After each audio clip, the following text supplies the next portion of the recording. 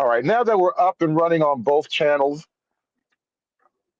and we do have a working super chat button over here somewhere, and then this is probably for the best anyway, because I've been thinking about it. I want to do pretty much the majority, if not all, of my live streams on my other channel.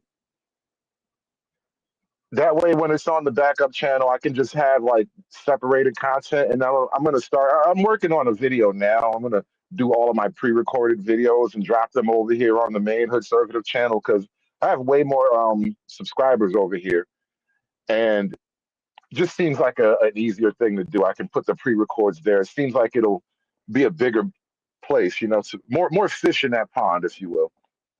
But it feels good to be back. It feels so good to be back where it all started. Yeah, we up on both of them now. We up on both of them, but that isn't really why I wanted to do the live stream today. I didn't really want to take a victory lap about getting my channel back. I wanted to talk about feminism and the red pill. I've been a part of a couple of black manosphere conversations recently. And I'm always on Team Manosphere, Team Red Pill. And I just realized that the other team, the pro, I guess pro woman, pro blue pill, maybe you could call it.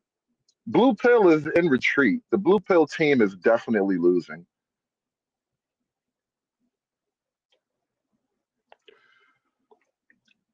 But it's not because of the manosphere though. The manosphere is definitely helping it along, but it's not really because of the manosphere. I think by having men get on the internet and talk openly and trade notes and share war stories and whatnot, that has definitely been a catalyst, right? It might have been like the primary motivating factor in terms of a social phenomenon, but I don't know if we can attribute like Gen Z and their lack of dating and mating to just the manosphere.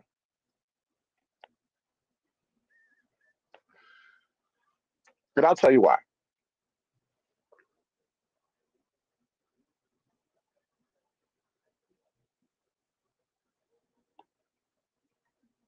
I've been calling these guys romantic for a little while now. Kind of seized upon that adjective. I mean that yeah, that adjective, that definition a couple of months back. It was just something I noticed about the trend of these conversations that we have here. A lot of guys they talk about this thing as if it is a matter of like I don't know unlocking the keys to a woman's heart, and therefore modern men have failed in our supreme task, which is unlocking the keys to the heart of the modern woman. As modern men, we are terrible at unlocking a woman's heart. And if you men would just be better men, if you would go to love lockpicking school and learn how to unlock the keys to her heart, if you could just unchain a woman's heart, we would be totally out of this blue pill funk, this red pill mania that we're going through. Right? That's one narrative, right? Modern men don't know how to please and attract modern women, and that's why we don't have relationship success anymore, right? That's one argument. My argument is a lot more structural, a lot more Well, it's a lot less individual focused. I don't know that individually. I don't know that you can solve the problem by purely focusing on the individuals at heart. Like individually, yes, you should be a good partner to whomever it is you're seeking out, right?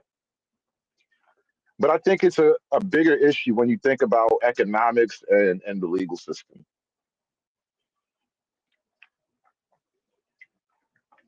And all of your manly, masculine chiding, it doesn't change economic and legal realities, right? And then there are social dynamics that kind of get reinforced because of the economic and legal realities. Like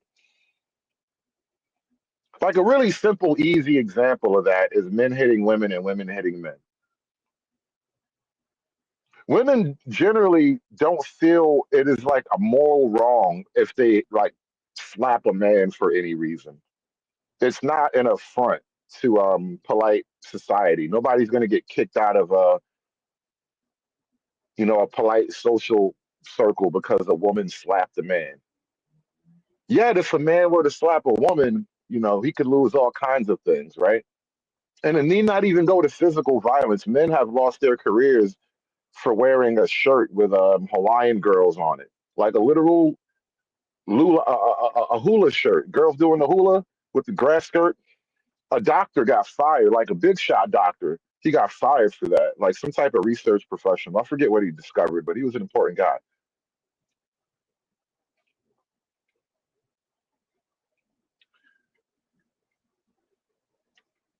When you have, for the first time ever, women as a group are economically competitive with men as a group, it will completely change the economic landscape of the people that are operating now in this environment. I mean, not the economic, I'm sorry, the romantic landscape. So, like, and when you get into like this manosphere thing, because people have this need to criticize the manosphere for even existing, right? But the manosphere is explaining basic reality when people don't want men to understand what's happening around them. So, for example, the 80-20 rule and the idea of hypergamy, women seeking to date up and find the best possible partner. The idea is that, and this is where the manosphere has sort of coalesced to kind of refine this argument based on objective data. If the women are making roughly the same amount of money as the men, not only does quote hypergamy kind of become distorted, also if you throw in like the government benefits and all that, it distorts the very idea of hypergamy. And on top of that, women tend to want to date upward or slightly across, but mostly up, right? Women tend to want men that have more or superior qualities than she has as a woman, which is, 6 foot, six pack, six figures, that kind of thing. So if a woman makes six figures, she wants you to make a bigger six figure than her, right? If she makes a mill, you got to make 5 mills. That's the type of logic that we kind of have in the modern world. And so, like a concept like wholeflation comes into play now, where the modern woman feels as though she has the right to demand more and more and more because she has more. And so, because she's starting out from a higher level than maybe a woman 75 years ago, she says, well, I deserve all these other things. But in return, she's willing to offer less as a female partner than a woman 75 years ago was going to offer. And so you get these things like wholeflation come into play where you're expected to do more and you're going to get less in return. You don't need the manosphere to explain that reality for men and women to not do well romantically in that reality.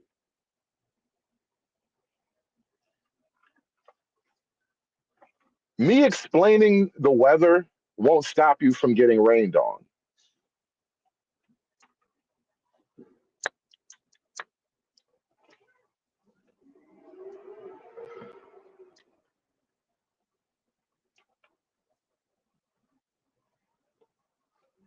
The weather is going to do what the weather does. And I think a lot of people have put a lot of blame on the manosphere and on the men in the manosphere for having a big mouth, essentially, talking too much. The black female complaint is that black men have ruined their reputations.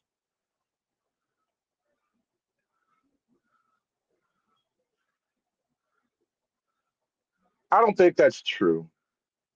I mean, to the degree that there's any character assassination going on, I would argue that the men have been acting in defense instead of offense. But I don't even think it's really about assassination at that point. I think what the manosphere ultimately has represented is men kind of giving our truth, as it were. And for a lot of men, our truth is bleak. Our truth isn't it's not the Disney fairy tale wholesome fiction that we all, that television and movies told us that relationships would be. The truth for a lot of men, for the average man, is a lot more it's just unkind, if you would. Life is a lot more unkind to men romantically than we like to argue. So like women have this narrative that men are just out here ruining women. You just be dating all these women and you guys be doing all this stuff. And it's like what I call the apex fallacy. Women look at the men at the top of the social pyramid and then force all the other men who get none of those perks to carry the weight and the shame of what those men do. Like I was just up because I had to get up real early and I was on Freezy's panel just recently. He just got off the air. They did like a 12-hour show. And this idea came up about the men somehow need to do better, be better men and all that. And it was basically the concept of like players remorse, what I was talking about before. Dudes who had a bunch of women at one point and now they looking at these men now. Like why are you judging the women that I used to run through?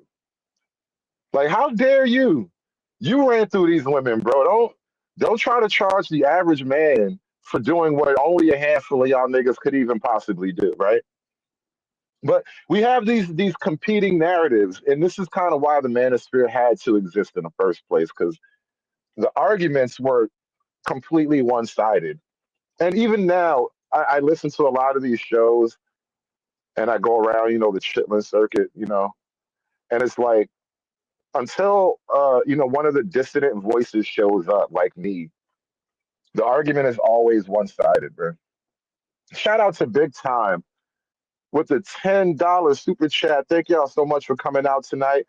Like I said earlier, we are finally back up and monetized on the main conservative channel. Look like we don't have super chats over there yet, but we're working on that. We're working on that. In the meantime, y'all be like Big Time. Smash that super chat button for me. Hulk! Smash!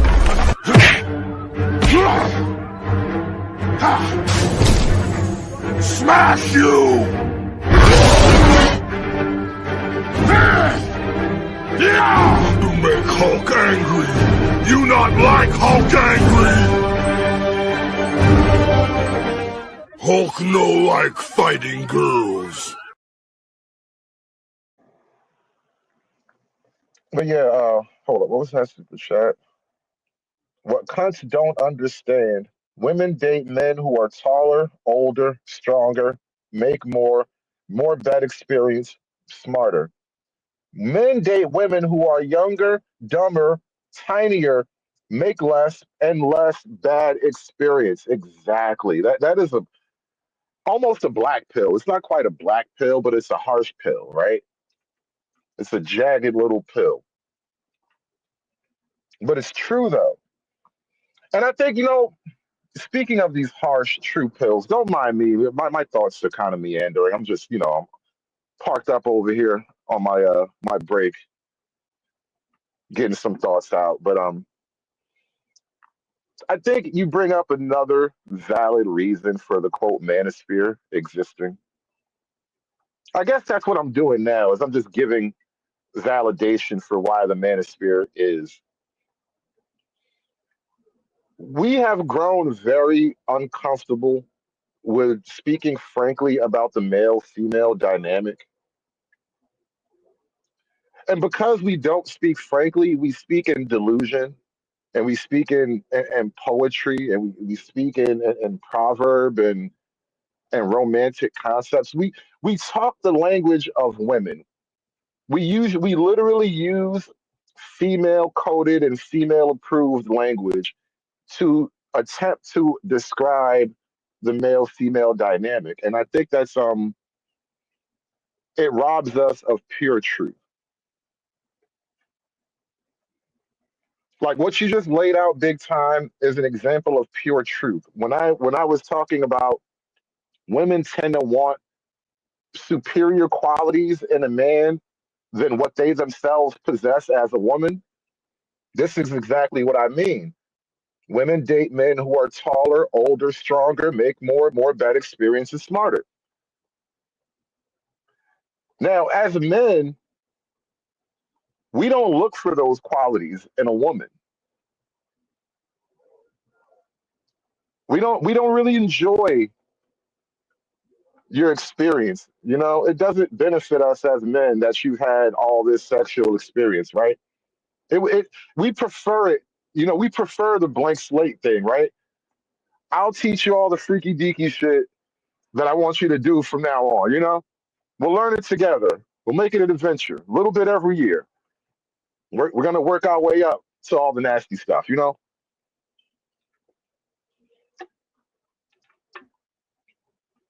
and there's just a dynamic that is at play between men and women, and I think we've kind of lost track of that.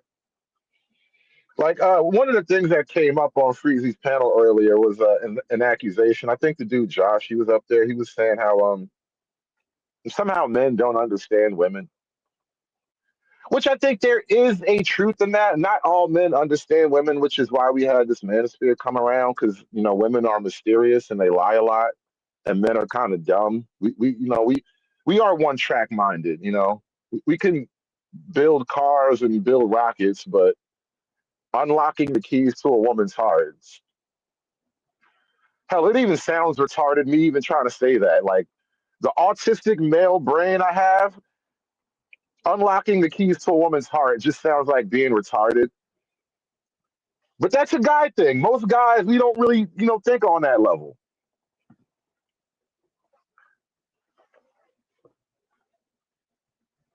But we've really we've unlearned a lot of basic things. So like the dude Josh was explaining how men don't quite understand women. And I think that's a relative truth. But as a group, men have understood women for a long time.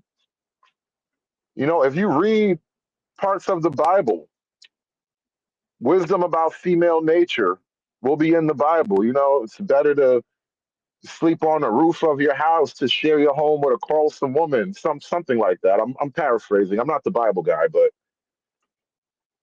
men have known the dark side of women for a long time. I think it might have been Plato or Socrates who spoke about making men and women equal. If you make a woman and a man equal, you make the woman an automatic superior. Because the man, unless we're just talking about straight up taking it, a man has to individually appeal to a woman to win her favor. And if you make her his legal and his social equal, she now has an automatic leverage that you have to bend everything toward that goal just to keep her happy. And this is, you know, 5,000-year-old wisdom basically, right? So Josh brought that up on the panel about men not understanding women, and I think it's only true in the modern. Men have unlearned women.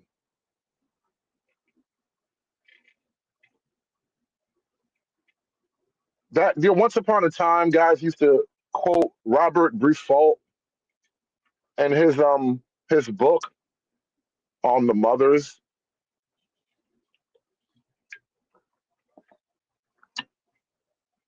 and his observation that throughout the entirety of the animal kingdom, human beings being the shining example of that, but throughout the entirety of the animal kingdom, it's the mother and not the father that shapes the actual dynamic of the family unit. And also, throughout the entirety of the animal kingdom, any relationship between the mother and the father is completely at the mother's behest. And it's totally contingent upon some type of exchange that the father provides. And at any point, if that exchange is not being met or is no longer required, relationship between a mother and father is no longer required. This is 100 and something year old text from a white guy who just studied shit all day long. He decided to study women. He was like, God damn, these bitches are fucking interesting. Like, men used to understand women, and we didn't have to be politically correct in our observations about the basic nature of the male female dynamic and the exchange of male protection and productivity for female chastity and domesticity. That has always been the deal. And now, because we think we're modern, it's 2000 whatever, somehow we've forgotten the basics of the deal.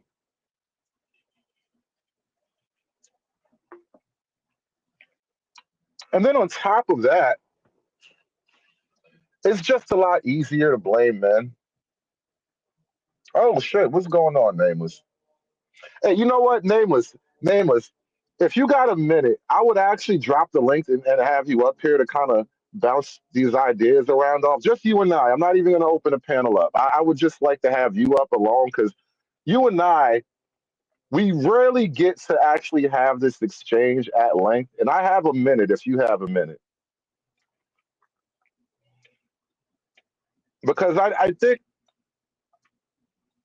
quite often I come onto these panels on the Chitlin circuit and I present maybe a point of view that does not offer me, it does not win me any friends. It does not buy me any charity.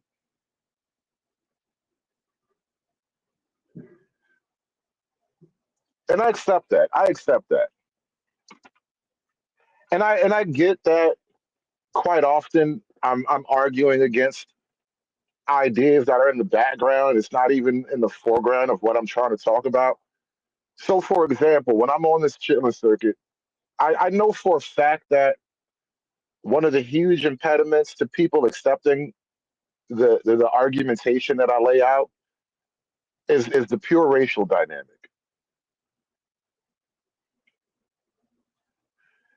And I get that, and I don't necessarily have a great way to like break that spell, but I recognize that is the spell. And the reason why I'm interested in having this back and forth with Nameless is he's one of the few people that I've encountered that are kind of in that Chitlin circuit or whatever, and he gets the whole left wing politics of it all, but he understands exactly where I'm coming from when I point out certain things, and he has a great way of delivering certain truths. Even when he and I disagree, he's actually he's a great person to disagree with, if that makes sense to you. Some of you niggas I hate to disagree with because you're just so goddamn disagreeable, right? But no, I realize that there are issues underneath the black male female dynamic that are kind of impeding the nature of the conversation, right? We really get hung up on race in a way that stops practical discussions from being had. And I don't necessarily think it should be that way. Like it's not really it's not a coincidence that all of Western culture is having this problem with its men and its women. And a lot of the things, and I think when you bring up, like, when you start to look at the black role, to the degree that we have any influence at all, when you look at the degree of the black role in this issue, I think it's hard for a lot of black folk to accept the level of culpability in that the very freedom, like I pointed this out when I was up there with Freezy and them earlier today. Nameless, the link is in the chat, by the way. Let's drop it one more time. And this is just for Nameless. I'm not opening the panel, but I do want to get Nameless up here. We haven't actually had a chance to volley these ideas back and forth on the panel exclusively, you know.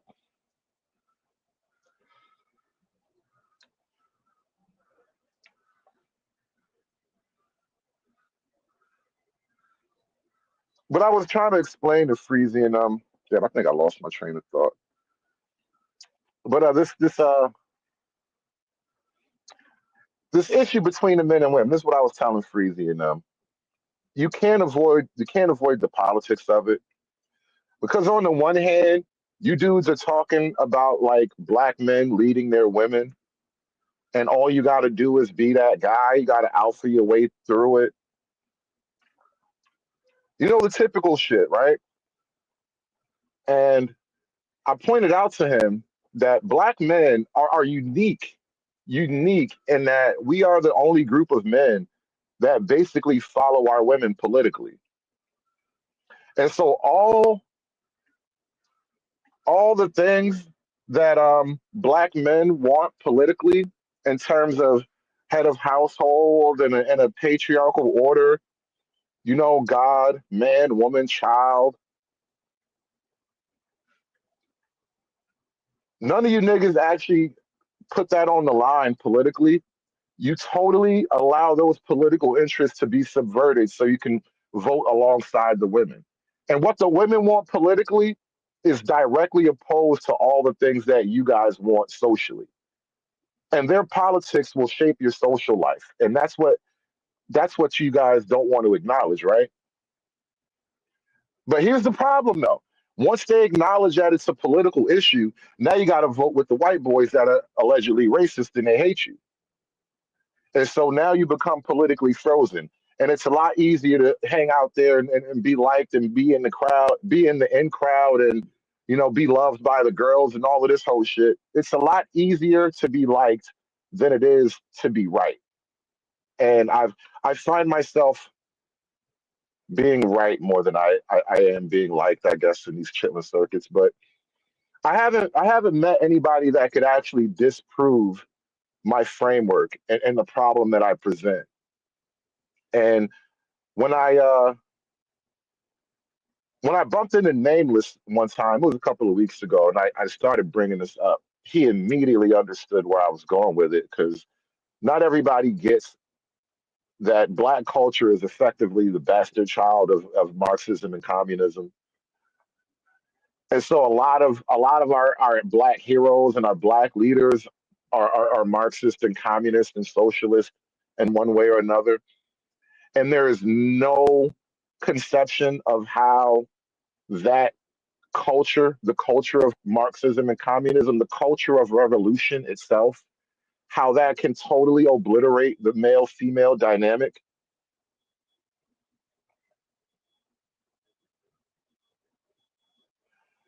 And I've said this before, you know, years ago, I was looking into like the Black Panther movement and that whole revolutionary era. And they kind of like went out of their way to basically make women into warriors because the idea is that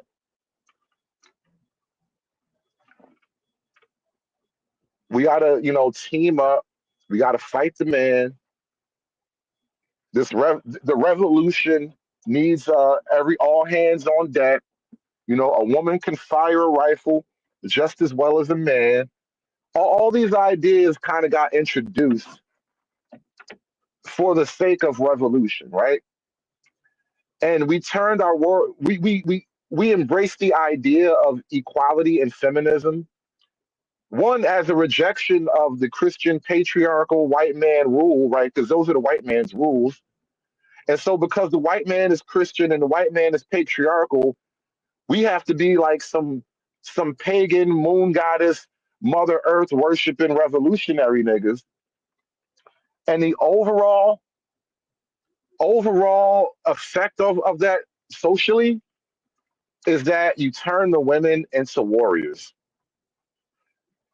And warrior women look cool on TV, right? Like when I was a kid, Xena the Warrior Princess, that was fun. Watching TV shows and movies where, some little skinny girl kicks the shit out of a bunch of dudes, that was fun. I've been watching Kill Bill a lot lately because I've been thinking about Kill Bill. The storyline of Kill Bill is actually very subversive when you think about it. And there's a whole nother line of content I wanted to do about Kill Bill. But with Bill, with Kill Bill, you got the battle with the crazy 88, and she's wearing her Bruce Lee, her little tracksuit or whatever. Like that is pure cinema bliss right there, right? But it's a fantasy. It is pure Hollywood. And we took this idea of the revolutionary woman and we made it our culture. And the problem that we're all kind of living through, not that we're all revolutionaries per se, but we've kind of low key just been in a simmering low level revolution ever since that era. Warriors are not supposed to fuck, bro. That literally ruins the war. And so you either become warriors and you win this war, or you be men and women and you live as men and women.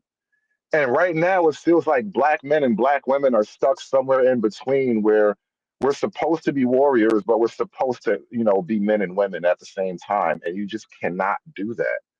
And when I look at the women and modernity, as I was calling it earlier, because we're both modern men and women, but only men get punished for their lack of traditionalism. The women, if you let them choose, because that's what voting is. They get to choose now. If you let them choose, they will choose to stay where we are.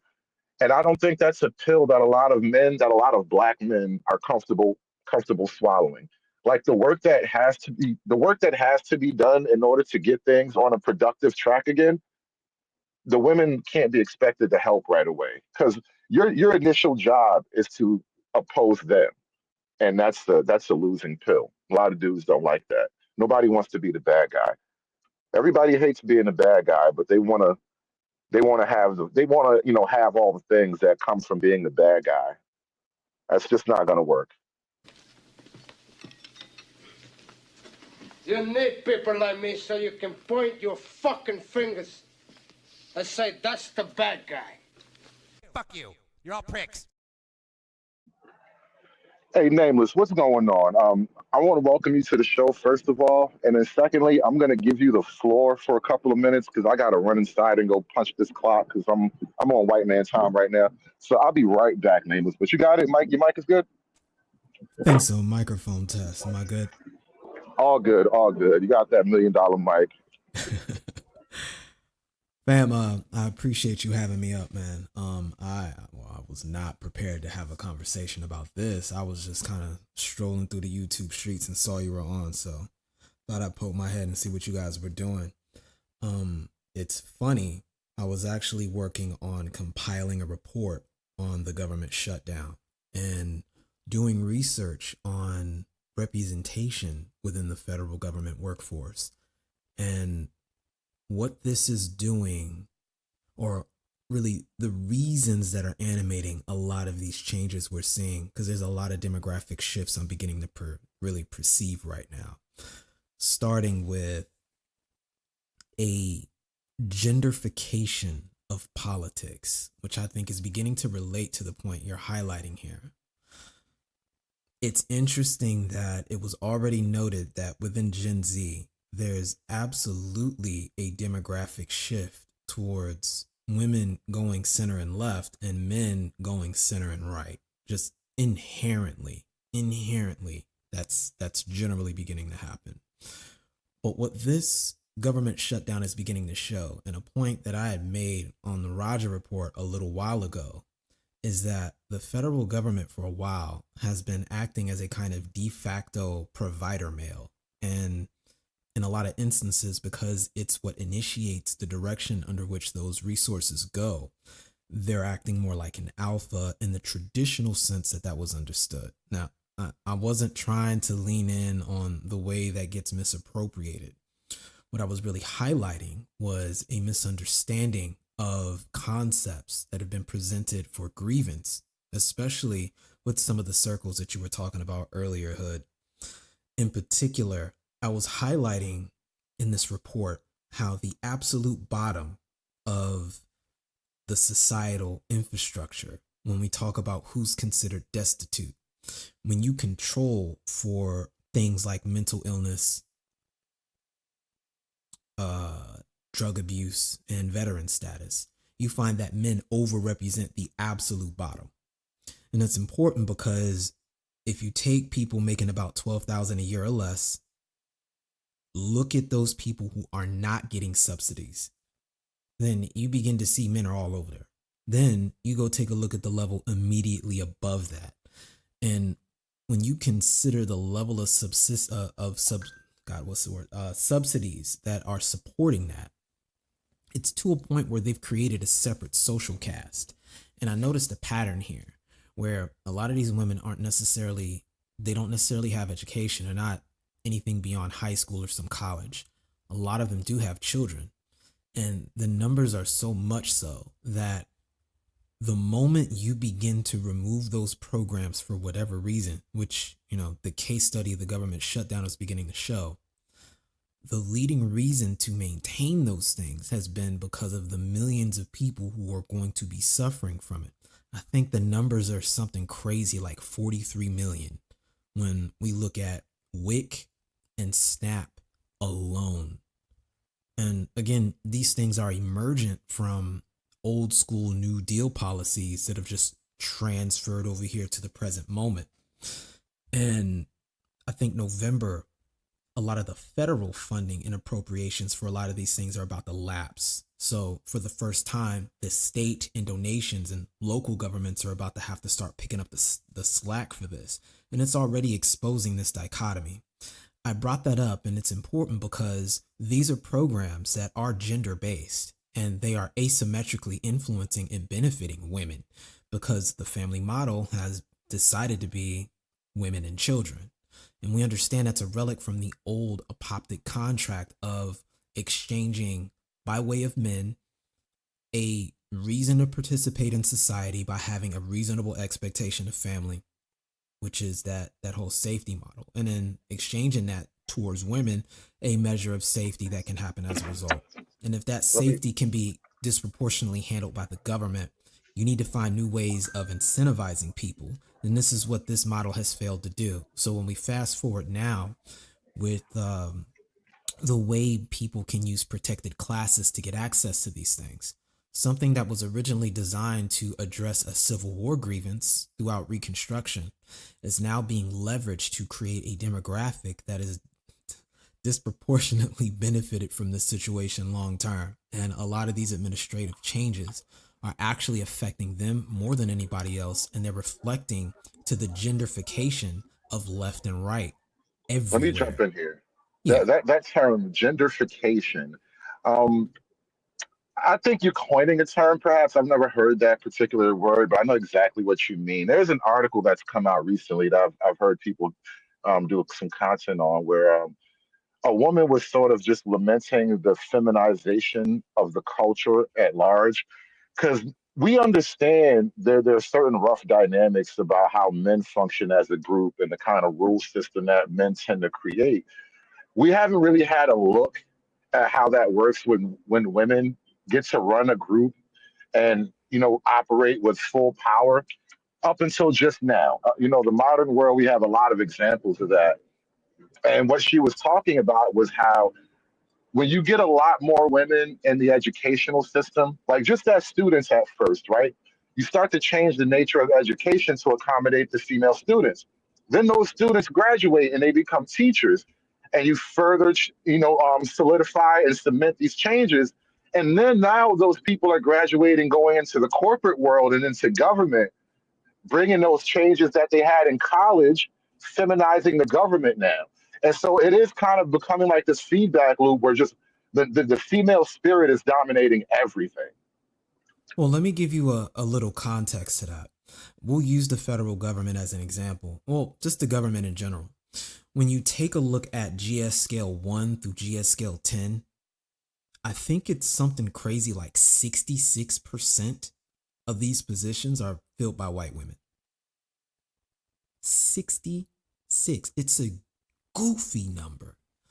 I think when you look at the absolute number, white women make up about 23 or 24% of the government. And if you combine the total number of all black people in the government, male and female, you combine those numbers, there's still more white women, which should tell you something. And the overwhelming majority of that began to happen after the Civil Rights Act of 1964, specifically when they included sex into Title VII, which, again, if you listen to Martha Griffith, she'll tell you the main reason why they added that is they were worried that if it was written, left as is, to address people by way of race and color, that black women would have more rights than white women. So when they introduced that to the bill and let it fly rather than let it tank like it was supposed to, the emergent property was you've created a pseudo class, which feeds into the Marxist concept of redistribution and classism, which you were mentioning earlier. It gives it a legal basis to establish class because it didn't really exist in the traditional sense, in the legal sense prior to then. Can we focus on something? Because I know the white woman thing is factually true, but I'm not sure how much of that dynamic of white women working in the government has an effect on the black male female dynamic, as the overwhelming overrepresentation of black women that either work for or receive benefit from the female government. And Well, I it does think matter. that I'll okay, well qualify tell me that. how it does fit in, please. So I'll qualify that in saying that they are the ones that established this political model that black women are currently running right now. It's the original Yeah, I agree. software that got reappropriated into what's being used now. So, and this is me using systems thinking. I like looking at where the original model came from, because what'll happen is when people copy and paste and they don't ever consider why. I don't think any of us can think of an instance where there was a black male led Salem witch trial, or a situation where black men were able to systematically deny economic opportunities for black women because they were black women. I don't think we can find any legitimate example of what would qualify as a patriarchy in black America, especially when you've got in the legal code this idea of the status follows the womb, which, again, if that's the case, and we know that's been there since the freaking 1600s, the de facto classification of what you are is determined on who your mother was. So Hey, if real quick, there, let me interject with a brief historical sidebar. One of the first major cases that a black man ever took to court was literally him arguing that I have the right to discipline my wife just the same as a white man does. Because back then there was a little bit of legal cover for that type of shit. And of right, course he lost because he black. You can't discipline your woman. You're a nigga. which is a case in point. So my point is, we have never been in a position to fit the charges that are leveled against us. So much so that depending on who you talk to, we actually get that brought as a charge against us that we weren't on some muhaha type of time. So when we hear these ideas and demands for redistribution, to me it says this came from somewhere. And when I look at the middle class upper white female, especially from the 1800s, this makes sense because they sound exactly like the intersectional feminists the way they're speaking today. That's why I use them as a I point of agree with you there. comparison. You understand where I I'm agree coming with you from? there. I do think you're absolutely right in that the white woman has used the black woman as a sword and a shield for her own political agenda. However, the reason why I wanted to focus on the black woman role, all of that withstanding, I do think the black female they have their own politics within that larger politics, and that's kind of the invisible game between black men and black women. As much as women talk about men being leaders and providers, their politics is going to kneecap your leadership and your ability to provide. It provides a catch 22, and that's kind of why I call it schizophrenic. So, because it's modeled after the white female grievance model, here's how this gets messed up, and it ties a little bit into what you were mentioning with Robert Briffault. The idea is that if you exist on an axis of male, white, economic astute, and heterosexual, that these are modalities of being that exist in a state of privilege. That means anyone juxtaposed to any of these things is in a state of non-privilege. Therefore, to establish so-called justice, a revolution has to be done to redistribute the so-called privilege to the non-privilege. Now, here's where it gets interesting, because they're not actually following equilibrium or balance, they're following equality. It means they put themselves in a position to where they selectively end up being imbalanced, but the past state of being privileged justifies continued infinite redistribution. There is Well, no end game. I think it's a superior form of equality, which is why they call it equity. They don't use equality anymore. It's equity now. Oh no. I know, and I'm showing you the mechanism that they're using the Marxist model of redistribution to make these claims. And it's important because the key here, the so-called trick bag, is the fact that since they have labeled this particular line of effect with having privilege, that past state of being privileged can then be leveraged again for more future redistribution. You understand where I'm going now? So this is So why. absolutely. So if you're a black dude, irrespective of the fact that you've got some points that are juxtaposed, the fact that you are male and heterosexual, especially if you've got economic affluence in some way, instantly puts you in a position for redistribution. But here's where the schizophrenia kicks in. Because we know women are only going to be attracted across and up, the reason why these dudes are pushing for this affluence is to qualify for the things women are demanding. But in doing so, Right. they then become the thing that is being demanded against for redistribution. It is a Right. schizophrenic loop. You can't Well, resolve this.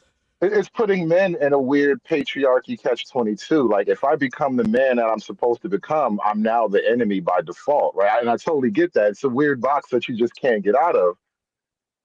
But they call it revolution. So even if you sidestep it, now you a Well, bitch because you didn't go out and out he, muhaha the evil white man. here's the other catch 22. Because see, the thing about patriarchy in and of itself, on a pure level, just objectively, that is a framework unto itself, right? But then for black people, black men and women, the patriarchy thing has a racial context to it. And this is where, like, when I was waiting for you to come up, I kind of brought this up, and I realized I hit a stumbling block when I talked to a lot of people about this. And you seem to understand the needle I was trying to thread perfectly right away. But a lot of black men, they can't really they can't add this algorithm into their logic. The problem with the men and the women, it's a lot easier to get caught up in the racial thing And what has happened is for the sake of fighting racism and waging this revolution, we've allowed the women to gain more and more social and political and economic ground, while the men have gained nothing, have lost technically. Yeah, And we the black men regress. that I talk to have no way to really approach that idea because we have to defeat the white man. All else comes secondary or never matters at all because we haven't defeated the white man, which now becomes a fucking white whale. It's like the Moby Dick thing where we're on this mythical quest to do something that probably doesn't necessarily matter in the grand scheme of things, but you got to do it. But the worst part is we could do this, but we get punished for actually succeeding and taking steps to create black men who could win that fight. That's my problem with it. We are actively being held back from even trying to go that route. If that's the route everyone says that they want, which tells me it's not really what they want. They want the perpetual redistribution argument, the perpetual this state of privilege that existed in some way, so people wanted to be heard and seen, and so now you've got to do this constant delineation of power you never actually had in the first place. And in the best case scenario, you end up centering women in the culture to the point of being matrifocal. And I think that is a bigger trend with liberal democracy as a whole. And when you start getting into the objectives behind the Frankfurt School and how they decided to use culture as a mechanism to create these systems of destabilization, you begin to see these patterns emerging. I'm a short this by just simply saying this is a large reason why I say or came up with the concept of political Mandalorianism. Because I think we had the right idea during Reconstruction. And the problem is that was also the time we got betrayed. And I hearken back to the point that we saw with Ice Cube when they made the delineation that black people aren't black people. They're black men and black women, as Ice Cube found out. And they've been operating on that since that time. And we just never got the memo. And I Well, think, I'll say this last point, you got it. I think Dr. Tommy Curry had it right when he was highlighting this idea of flat blackness. And it's that flat blackness that gets us tripped up. We don't realize that we have to get ourselves in order as black men first and pursue power because we don't have an option. And then what we see is the emergent behavior of people around us. They either are against it or they're for it. And in my anecdotal experience, my immediate surrounding has made very clear where they stand on that. They've rocked with me or if they had a problem with it. And if they've had a problem with it, so far they haven't had the power to stop me. And I think that that's the message we've been missing in aggregate when it comes to these things. Because it means coming to two major truths, confronting what our mothers told us and observing a pattern we see amongst us as a demographic. And I'll contextualize this and you can add your perspective on this, Hood. I noticed that we tend to empower our girls more when we have them, like our nieces even, than our sons and nephews, because there's an assumption that they will need more help than the son will. And what we don't understand, I think, is as a consequence of that, these boys are left to figure it out on their own. And it creates I want to call it false competency. And I want to be careful about this because there's a lot of potholes here, but I think you get what I'm trying to highlight here. There's a tendency for us to over prepare the girls in ways where we probably should be spending more effort on the boys. well, a while ago, I remember doing a stream where I just kind of was getting some ideas off my chest, which is a lot of my streams technically.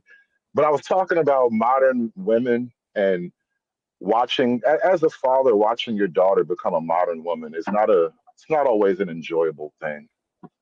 It's just there are things about modernity that I don't like for my daughter. Give me one sec here. Hmm.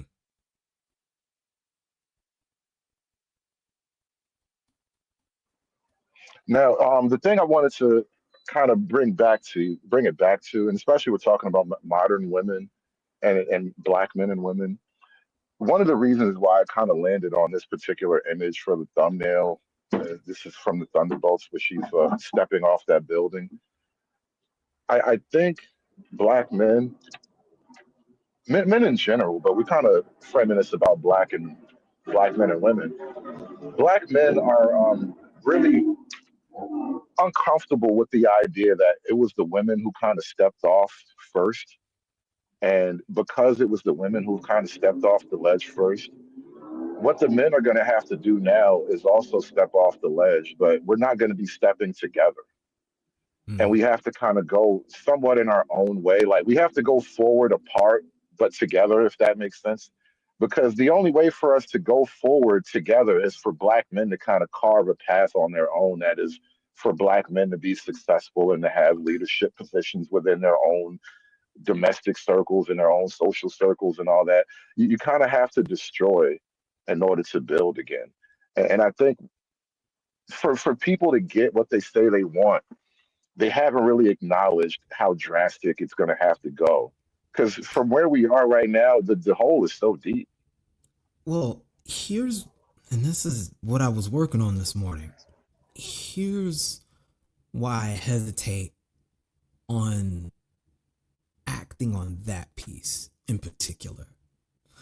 I think that because they chose to use the Title VII model of pseudo class or protected class, and they've forced the issue where civil rights then can become this thing where you start stacking identities on top of it like Jenga blocks.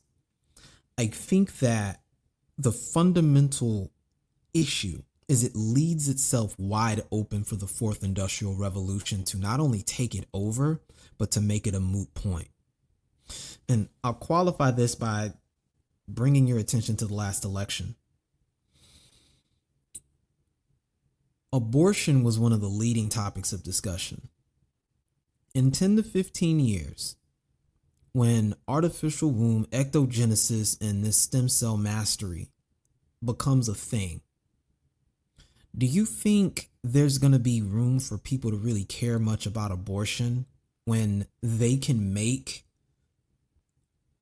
egg and sperm from skin cells? Because they can take your skin cells, turn them into stem cells, and flip that and just put you in, in vitro. Do you see where I'm going? I saw they kind of cracked the code on that recently. It's going to get ugly soon. Very quickly. And it's going to be, it's not here. No one knows about it till all of a sudden now you've got insurance that's covering it. And now the models of gender-based politics suddenly become this liminal space in the center that's not an ideological center, but it's a position of transition where people are going from left to right to left based on gender. But now here goes the technocracy that can introduce technological solutions for these problems. If you've got a racism problem, here's an algorithm that can fix that. Their immediate oversight would probably be, okay, well, as long as we've got a person that's hitting the green light on that, or there's open transparency and you can read the logic as to why a decision was made, people are going to go for it. When you've got situations where you can now use gene editing in real time to start editing issues that would have been related to race, where are you going to put your race argument at that point, especially starting with people who can afford it? These are things that civil rights has to address because it's the only thing that's robust enough to even give you context for it. People just won't have time for the things people are talking about. I'm thinking of a meme in my head with that evil scientist, that Chinese doctor. And I was just picturing him in my head like, we will eventually create a super nigga. Like, it's mathematically impossible. We will create it. Like it's a destiny at this point. Science will unlock the super nigga genetics, bro. It's probably some lab in the middle of the Pacific Ocean, in the middle of nowhere, where they already got just a league of folks ready to roll out, and we don't even know. I'm telling you, like, it's what Palantir and all these other top 7 technocratic entities are doing right now under everybody's noses is insane. If you look at just the research alone that's gone into AI and autocratic governance, just look up autocracy, fam, and governing algorithms. They want to put this. Go ahead. No, I'm sorry. I wanted to interject with something else because you know, who can stop progress and all. So I'm not going to try to be that guy. But I think there's an argument to be made about so-called humanity, like the thing that makes us human on an intangible level, not just the physical, biological thing. I wholeheartedly And agree. what I think is ultimately happening is women, more so than men, women are losing their quote humanity. Women are being devalued hard. Like first, it was in the quote sexual revolution. Like in my opinion, that was a women devaluing themselves in a lot of ways, and from the traditional standpoint. And then when you introduce this whole technical revolution, the technosexual revolution, where never mind the ubiquitousness of adult entertainment. And what happens when that stuff goes 3D and holographic? Like, oh my God, it's going to be horrible. And on top of that, when you can start buying your Tesla bot with a womb app, I mean, They're what's not the ready. role of woman? Yeah, That what's the role of woman in that type of environment? And here's where I'm building up to. Here's where I'm building up to. Women, out of political necessity, will argue for traditionalism. and that's why you are gonna see this hilarious split between the LGBTQ plus and the LGB is gonna split from the rest of the acronym. And they will literally find themselves on the right trying to posture using that very logic you just said. And that will be one of those black swan events that kind of shows you it's about to get taken over by the Well, technocratic faction.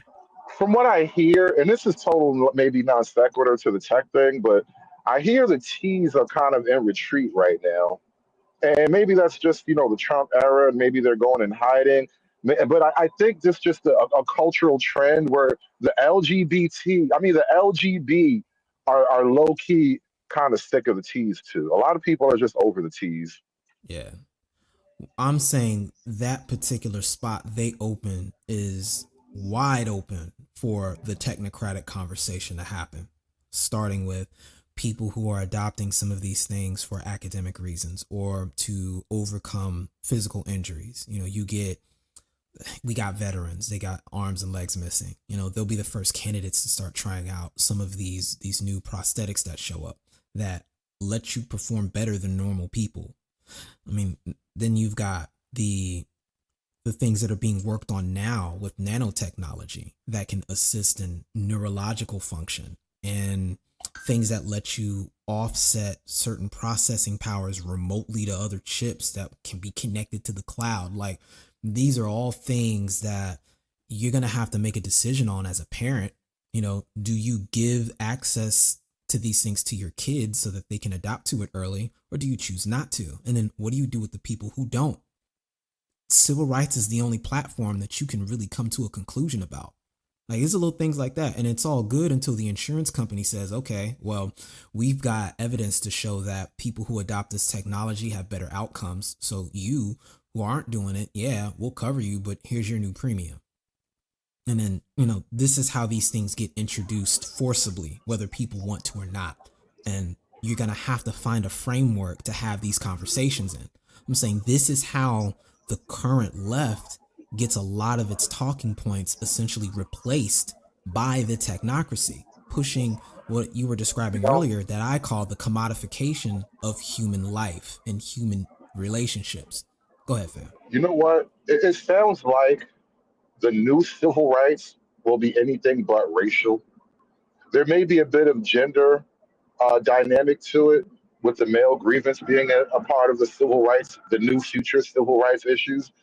But there seems to be some type of tech problem coming up. The blending of tech and civil rights is going to be the new frontier. I think it won't be about race anymore because the race card is kind of been played out. And my argument is that the racial issues that can be worked out legally, for the most part, have been met. And I don't know what more we can do legally for Black people to like be respected. And I say respected because it seems like that's what a lot of Black folk want. They want respect by the power of law, and I don't know if that's ever going to work. But In terms Look, of just let me law help and you. access and all that, I think we did that. Let me help you. Go Google blue vein societies, and every question you ever had will be answered about that. Because I really think that's what started all of this garbage. Well, there's another issue right there. There's class and well, when you said flat blackness earlier, I don't know if you were including class in that, but I think that's a huge part of it. Black folk have this assumption. I was arguing with somebody about this the other day. Like, why should I assume that Jay Z shares my interest about anything? Do you realize who Jay Z hangs with? The nigga literally, he does shows with the Illuminati chick. Like, bro, why is he an ally of mine? He is not. That's digressing. All I'm going to say is we've got a lot of moving parts. I think there needs to be a conversation about Jim Crow, because I think the way the South saw it and the way the North saw it was not the same. I think that the concerns black folks had were multifaceted, and they were a lot more nuanced in the way they were being presented. And I think that because academia got the microphone and got the wheels, it got to put itself and take credit for certain things that it wasn't actually responsible for. And it decided to emphasize certain points that really didn't reflect what greater Black America was actually concerned about. And I think that's actually worth investigating, because it will explain a lot of the inconsistencies that emerge as a result. Because depending on where you lived at, you were hearing different issues about the separate but equal conversation. And somebody from Philadelphia was not saying the same thing that somebody in Mississippi was talking about, let alone Alabama.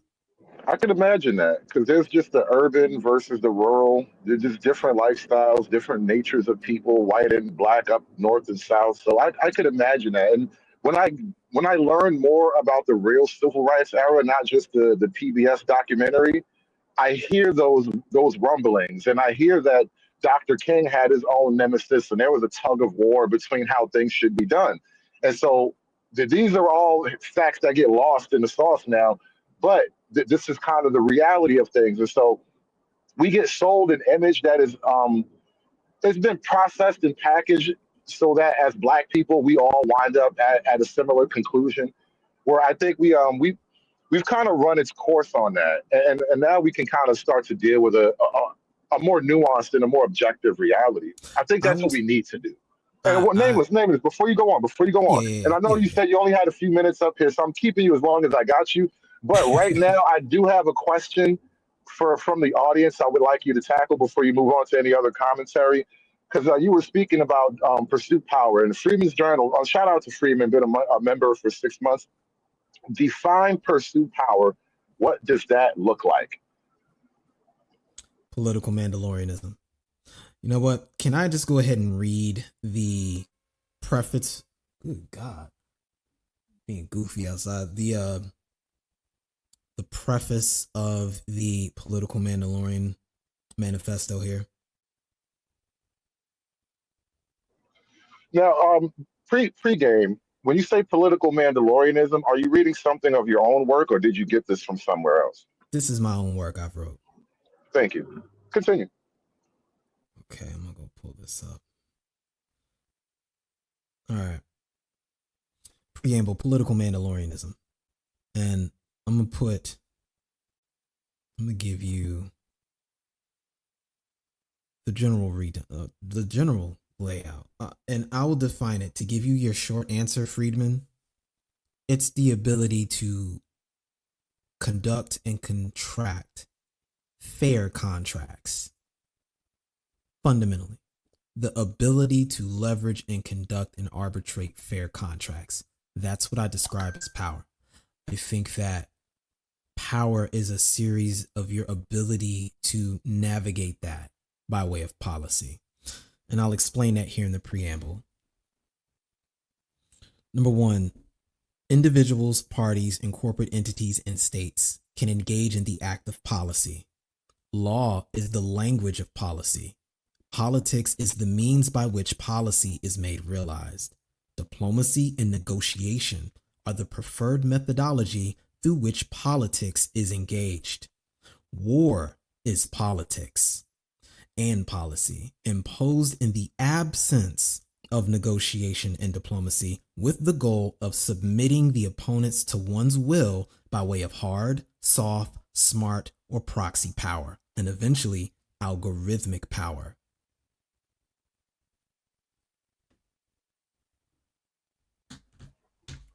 That's actually very, very sharp. I'm happy that that's totally original. One of my critiques of the black space is intellectual. Our intelligentsia is quite lacking, I believe, and so I'm quite impressed that you came up with that on your own. I uh, Carter I G. totally agree. Woodson Carter G. Woodson did a book called The Miseducation of the Negro back in the 30s. And I think a lot of what he said back then was in direct response to when intelligentsia got corrupted and why. Yeah, it happened a while ago. I think it kind of started out that way. Maybe that was the origin. That was kind of the purpose of creating the intelligentsia. They were already captured. Um, we have a question on the screen, but before we get to that, I just wanted to throw something at you. In light of all that you laid out in your treatise there, I would argue that all of the groundwork has been laid for those things to happen. The only thing missing is will and dedication and execution. You I have to agree. want it, you have to commit to it, and you have to put it above everything else.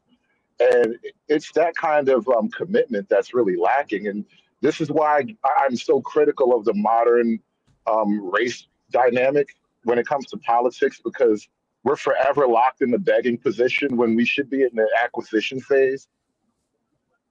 Let me read to you this part on contracts. It's a little bit longer, and if you can bear with me, I think I answer some of the points you have here, and it'll give you maybe some points to talk about in the future, because I believe that our fundamental problem is a lack of understanding stakes. I don't think we Um, understand the environment we're in. Before you do that, I'm gonna let you read as much as you like, but I want to say this because I promised the audience I'm not gonna keep the panel closed forever, but I Oh did yeah, want to have an isolated one-on-one. But after you read that, I'm gonna drop the link and open up the floor. So as long as you want to stay, it's fine. But I do want to open up the floor while I cool. That's yeah. catch up You here. did say that. Yeah, you did say that's my fault, fam. And then I gotta No, go no, it's no shortly. fault at all. But yeah, I know it's a time management thing, so I want to do as much as I can with the time we got. You feel me? Understood. But please Uh, read all you want. Okay, so I'm gonna bring this down to the appendix of the document. And I have four of them here, but I'll go over the first one because it talks specifically about contracts and law. All right, so Appendix 1A, Law and Contracts. Law is the superposition between politics and religion and serves as the vector of articulation for policy. Law exists as the intersection of societal values, often rooted in religion or moral frameworks, and practical power dynamics, politics. It acts as the mechanism through which policy, born from political process, is formally expressed, codified, and given direction and force, what I call vector of articulation. B. Gravity of jurisdiction and capacity for war. The gravity of jurisdiction, determined by the agency and capacity for war of the policies involved or parties involved, serves as the greatest influence in the vector of law. The scope and binding power of legal authority, gravity of jurisdiction, is not solely determined by abstract legal principles or institutions. It's fundamentally shaped by the agency, political will, and perceived readiness and capacity, tangible resources, and military strength of the actors involved to wage war or project force. This gravity of jurisdiction, in turn, exerts the most significant influence on the direction and force of legal vector of law. Here's where we get to the important part here. Fair contracts and charity. The highest expression of law is the fair contract, realized among equals. Its inverse being charity. I'm going to say it again. The highest expression of law is the fair contract realized amongst equals. Its inverse is charity. Ideally, law facilitates fair contracts between parties with relatively balanced power. These contracts represent the highest form of legal expression, embodying mutual consent, equitable exchange, and the foundation of a just social order. Charity is the inverse of fair contracts in the context of systemic inequality. While valuable in alleviating immediate suffering, charity addresses the symptoms of a broken or absent fair contract. Last point, 1D. Shadow contracts, vectors, and jurisdictions. Where gross disparities in power exist, shadow contracts that enslave and objectify rule through shadow vectors and shadow jurisdictions. Shadow contracts are agreements born from a significant power imbalance, operating within the gravity of law and shaped by shadow vectors and shadow jurisdictions. They are characterized by compulsion, not true consent. Shadow vectors represent the direction of legal and political force exerted by the dominant power, prioritizing the interest of the stronger party. Shadow jurisdictions are the zones of influence where dominant power exerts control and enforces shadow contracts, even beyond formally recognized legal boundaries. This is what I mean when I say contracts.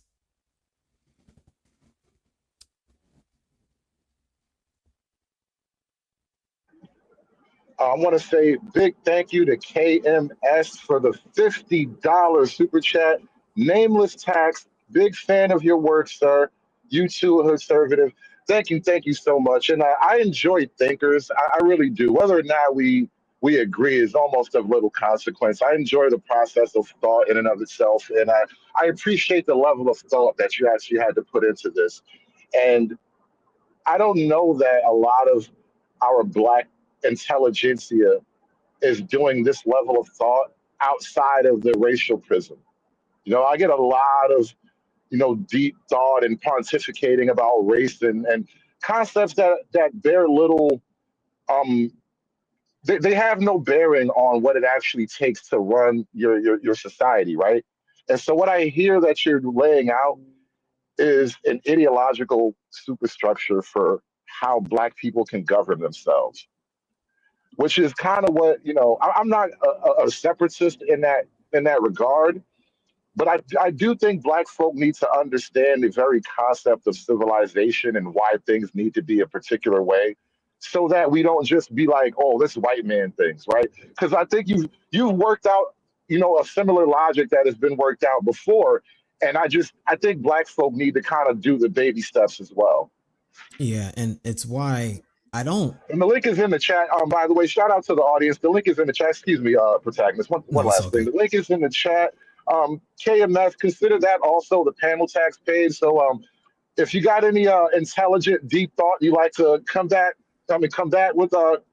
us with, please feel free. But anything you like to add, the link is in the chat. Once again, shout out to everybody supporting the show. Nameless, I'm sorry I cut you off. You got it. Oh no, it's all good, fam. It's your show.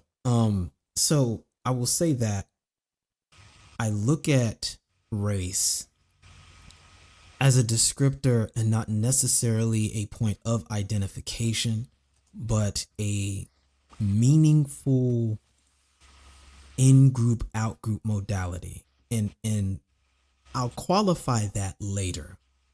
What I mean to say is where most people use race and make a redistribution argument, I generally redefine that as simple anti-blackness and understand it as a business model that's profitable, because these are all assigned labels that none of us came up with. We also can date when they came about, when they had legal precedence, and then when they became an identity. And I tend to lean in on what Dr. Frances Cress Welsing identified in the ISIS papers, and furthermore, what Dr. Neely Fuller used to describe race. And I agree with their interpretation on that, in that the only race that exists is really white. And the reason why we got a problem with that is because if you take white and mix it with anything else other than white, you get non-white. And if it was any other way, race would be irrelevant, because the problem ends up being the only way you can reproduce white is with someone else that has that classification. And so we run into this inherent issue or desire for inclusion, which is where this whole redistribution argument goes left, and why I said the focus needs to really be on the blue vein conversation to understand why intelligentsia in particular is stuck on this. When we go into what actually was being said in the South at the time, we were concerned about the money and power. I think there's a weird problem with what they quote intelligentsia, the black elite, and I look at this like when I call them the professional blacks, like the people whose job it is to be a black person on TV and to give you the black opinion or whatever, and it's always the same opinion. I, I suspect that these people, because they largely come from a more, or at least they are in at that point in time, a more wealthy, secluded, protected type of blackness. They maybe have a level of jealousy for the other white people that are at that economic, social level. And I don't know if you can ever make up for that legally, nor should you try. Like, it's my opinion that as much as possible, we should try to keep racial specificities out of the legal framework and let whatever racial gaps appear just be worked out socially and individually. Because once you start putting the thumb of the law on it, now the law becomes a weapon that one party has to wield in a life or death struggle, and it's a lose lose. Nobody wins like that. Well, we're here now, and we've got an entire political party that based it off of that. And unfortunately, now we've got a counter movement that's based off their reaction to that as well, which I think Well, has I don't left know if that's everybody off true. base. I don't know how true that is, man. Was I understand the fear and the antipathy that black people have for the quote right wing. But now, again, when we were talking earlier, and this is exactly the problem that I was highlighting when we were talking earlier about the male female dynamic and the things that we want as men are not going to be supported by our political framework because our political framework is dedicated to the race thing and the women are only going to benefit from the race thing. We're right back on that. And here's what I believe. I think there's more room for black people to grow within the context of the right wing and the racial, whatever racial fear and paranoia we're going to grant to that left side of the argument. Let's say it's there. I firmly believe there's a lot more room for black folk to grow on a social, on an individual, on an educational level. And not only that, I would argue that if you go back pre-civil rights, black folk we were actually not far apart economically from white people. If you listen to like Thomas Sowell and Jesse Lee Peterson, we were more married, more chaste than white people. We were more socially cohesive than white people. And this was all allegedly under the so-called thumb of the white man, which is the time period that you and I both agree there was some dispute as to the nature of that grievance about that time period. And I think that we're all operating under a spell right now. So let me double down and qualify that. I'm very specific about what I mean when I say race. So there's race as it's been defined by the Frankfurt School, and then there's race as it's defined after the Bacon's Rebellion. And black and white have real legal meanings and definitions. And what the Frankfurt School has done is this particular conflict was already beginning to resolve itself. And when we saw that black men were going to get the right to vote before white women, all of a sudden it became a problem that they started off by blowing up, starting with the Daughters of the Confederacy.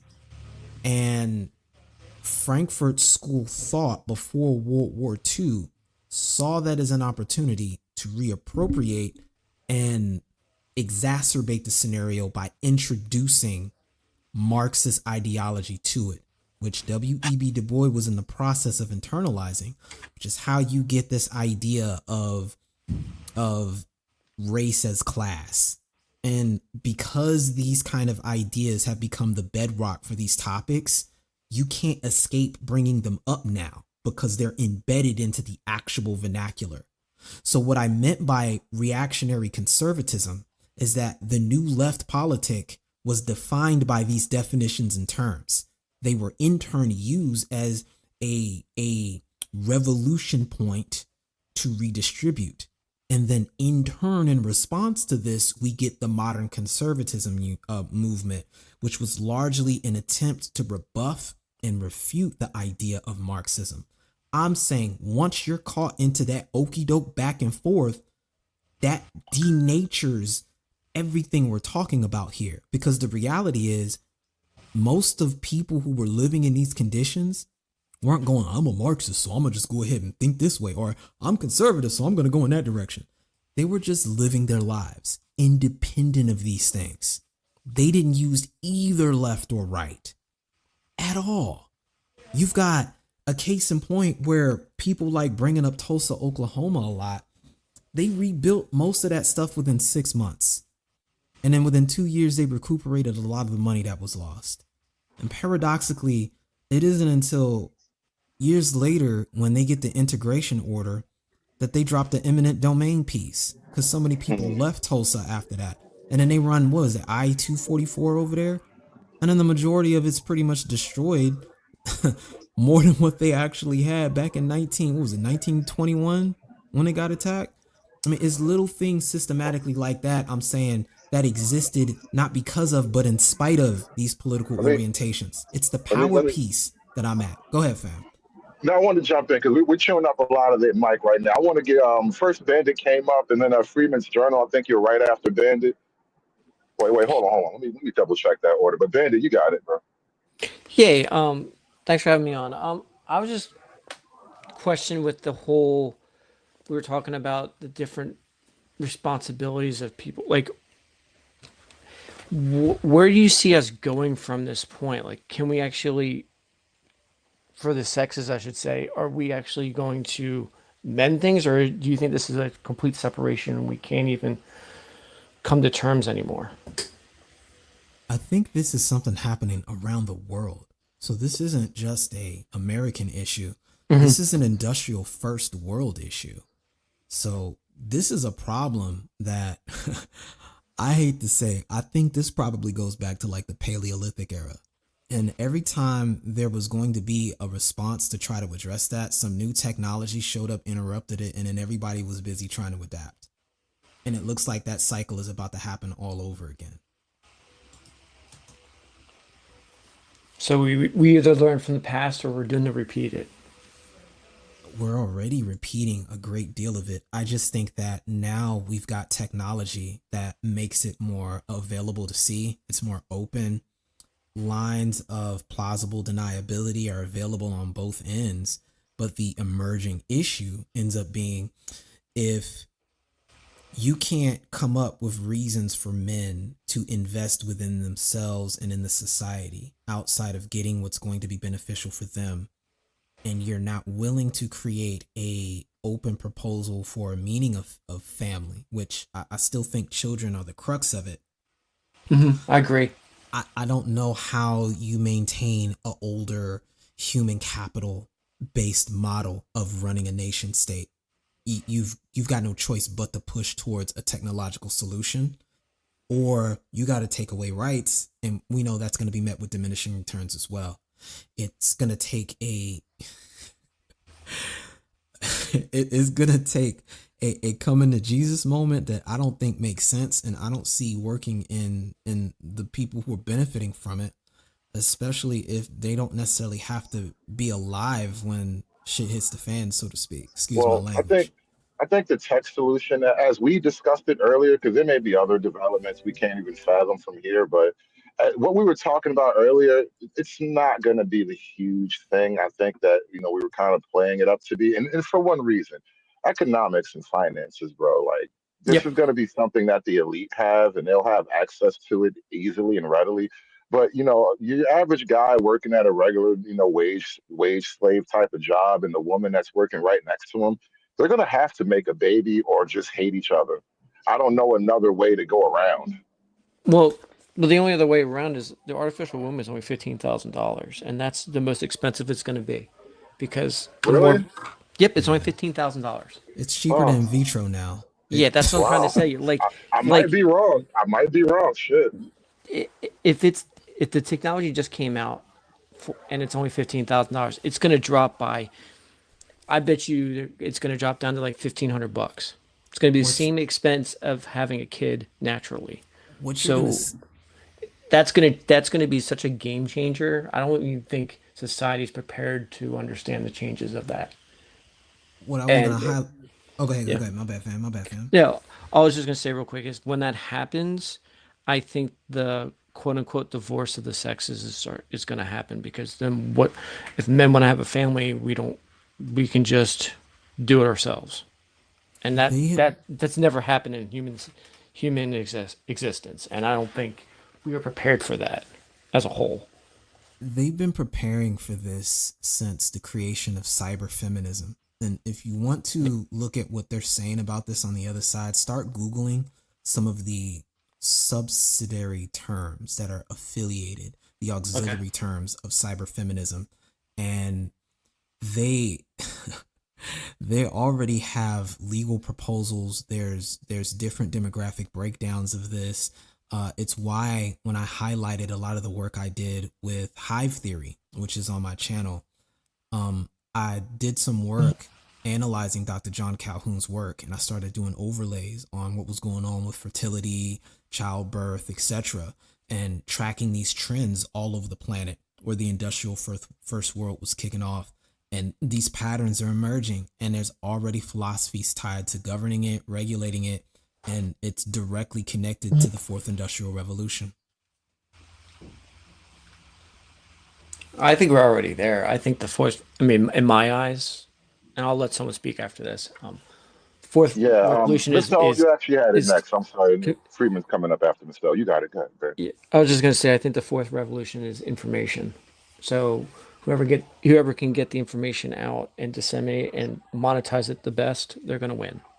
So it's with using AI, it's first in, last out. So if you can develop something first that everybody can use before someone goes to the next thing, you're gonna win.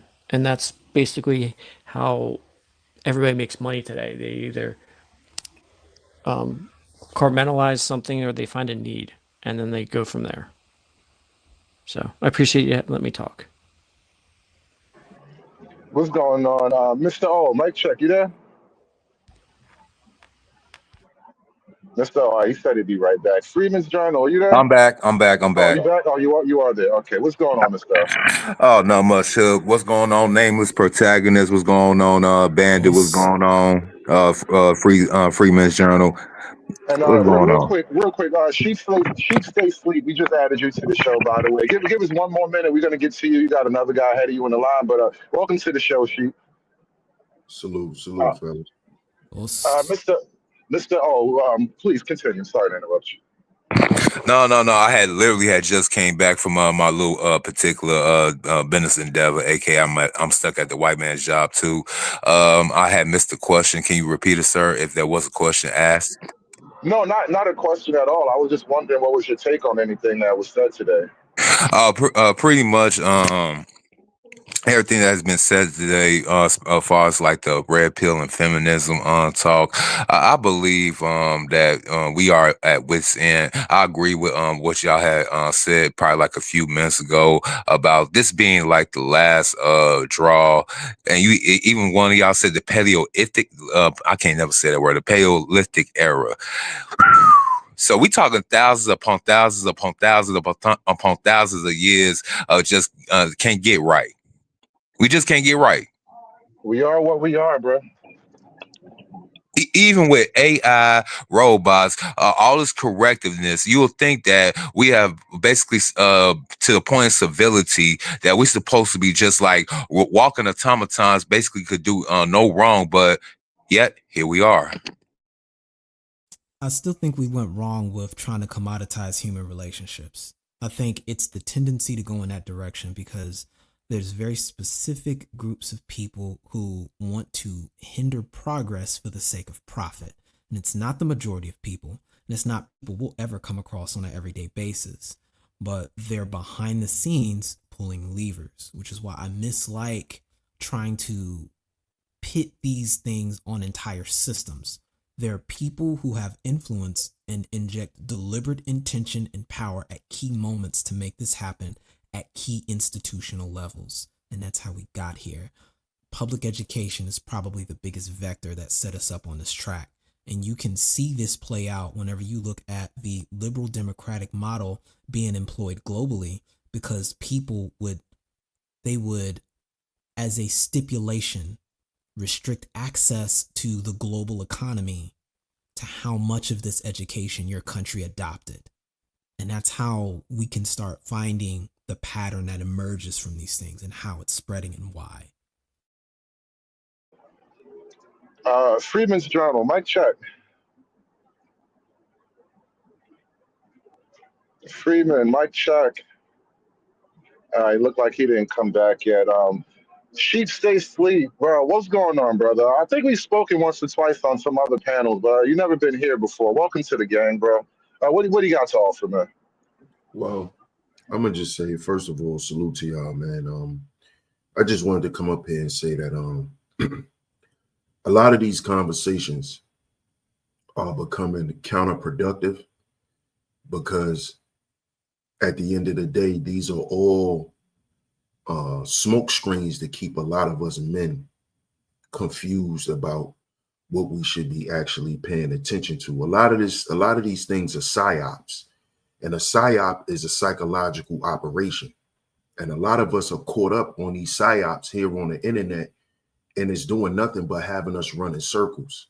If y'all notice, we're back to political conversations. If you've actually studied the manosphere, been around the manosphere, we've had the political conversation 10, 15 years ago. So if you notice, a lot of this stuff is running men in circles, which proves we're not making any progress. So at the end of the day, as men, we got to start looking at the spiritual side of this stuff. And this is just my opinion. All of this stuff has a spiritual aspect to it. And the people who are deciding to do what they're doing, they're working for a certain spiritual force that goes against everybody, that goes against humanity. And we have to get out of the racial conversation if we're going to pay attention to what's going on with humanity. It's not just happening to us, it's happening to everyone. Everybody has had their time to be destroyed by the so-called powers that be. Every race. And we have proof of it. All you got to do is go and look it up. So I think our job as Black men is to focus on what we're doing currently and what we're building for the future. A lot of us Black men, we've gotten out of legacy thinking, legacy building, because we're so caught up on what we're doing now. We're so caught up on what's going on now. We're so caught up on what we gotta have for now that we're not even thinking about a future as men no more. We don't have no vision because we've allowed these psyops to keep us nearsighted, which means you can't see far. And a lot of us brothers, this is why we're not building anything and setting our families up for anything in the future, because a lot of us don't believe in the future no more as men. We don't see anything prosperous in the future. We don't think it is going to be a future. A lot of us think the world going to end soon. So a lot of us men are not planning or building toward anything. This is why we're anti-family. This is why we're talking about artificial wombs. None of this stuff is going to make it into the future because all of this stuff is demonic and it's going to be destroyed. And as men, we should understand this. We should understand that none of this shit is going to work. It never has. It's not going to go into the future. None of this stuff is. All of this stuff that we talk about that we think is going to plague us and all of that, it's not going to last. None of it. I want to kind of I want to wrestle with an idea that you laid out a few minutes ago when you first started talking, and it's about the manosphere going back to politics, right? Now, there's a personal contention of mine, and this is why, like, I've been in my own way trying to pull the conversation as far to the right as I possibly can, because from what I can tell, the things that men want, and especially Black men in this manosphere, it has to just be right wing politically. Like, there's no room for it on the left wing, and I think when you talked about a psyop and you said we got to get away from the racial thing, where I Hood, you're breaking up. Breaking up, Hood. Yeah. and then Pookie, I'm sorry. I'm sorry. Yeah, I don't think we can hear you because you may not be in a good spot. While he's getting that fixed up, Sheep, let me say this. I agree. Yeah. I agree fundamentally with what you're saying, and I want to highlight one point here with political Mandalorianism. And it's funny, I call it political Mandalorianism. Axiom number 1 says political parties are tools, not families or religion. Political parties are factions and groups, and they are not in and of themselves anything but instruments to be used to achieve a specific policy goal and power objective. Analyze them as tools, not as ideologies or identities. And I do agree, furthermore, with the fact that most of these movements, which is why earlier I made specific point to highlight that a lot of these problems are coming from specific people who put specific things out at specific times in timing. We're very familiar with the occult. We very much so know that a lot of these technologies are based off of much older sciences. And you can just have an entire conversation with how far back some of that goes. Shout out to Mesopotamia and all the stuff they got written on there. And this is a big reason why fundamentally I advocate for this apolitical stance and removing oneself from religious orientation and getting focused on spiritual orientation, which doesn't have to mean spookism. It's just other vectors of understanding that the contract applies to more than just the law, that there are more laws that apply to just policy. Absolutely. But I gotta bounce. Sheep, I'm gonna put my email in the back, fam. I want to chop it up with you in the future on this because I do want to continue this conversation because there's a lot I want to play catch up with you with if you're interested, fam. Oh, absolutely. Absolutely. We definitely can set something up, bro. Absolutely. Man, appreciate that. I'll definitely hit you up, man. Salute to you. Boss and Hood, thanks for having me up.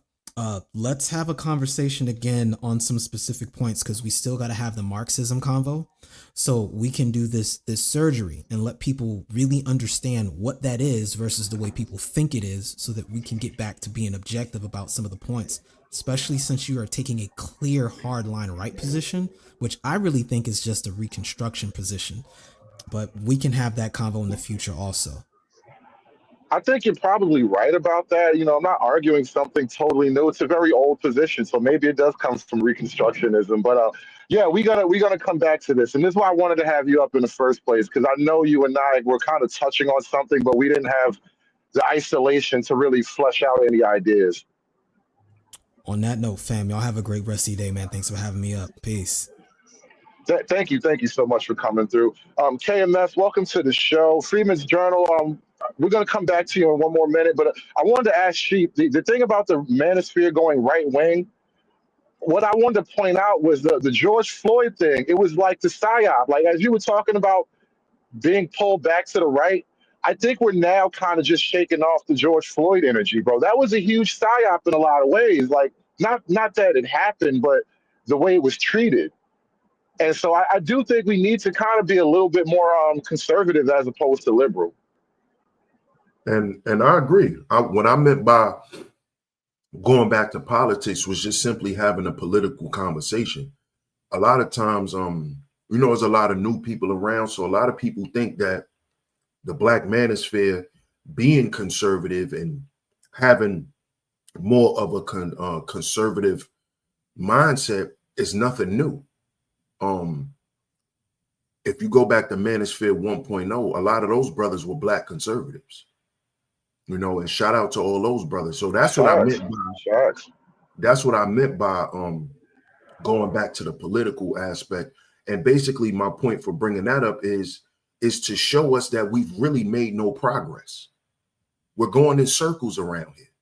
So if we're going to start, if we planning on moving forward, then the conversation needs to be more structured, and we need to get away from talking about women and feminism and all of that goofy shit and the red pill, and because all of those shits are psyops.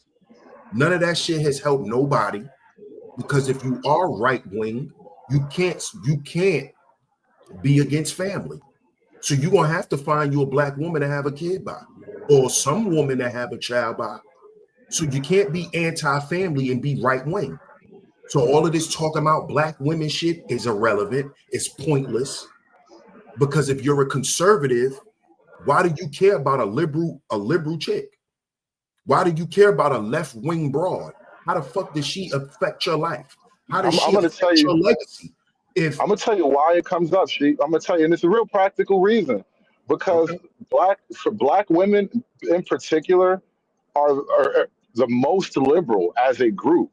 And so when you kind of boil this conversation down to the black man, black woman of it, you can't get away from that huge liberal issue. And then that's when conversations about feminism and all that come in, because now you're looking for reasons to explain why your good faith is not taken, is not received well.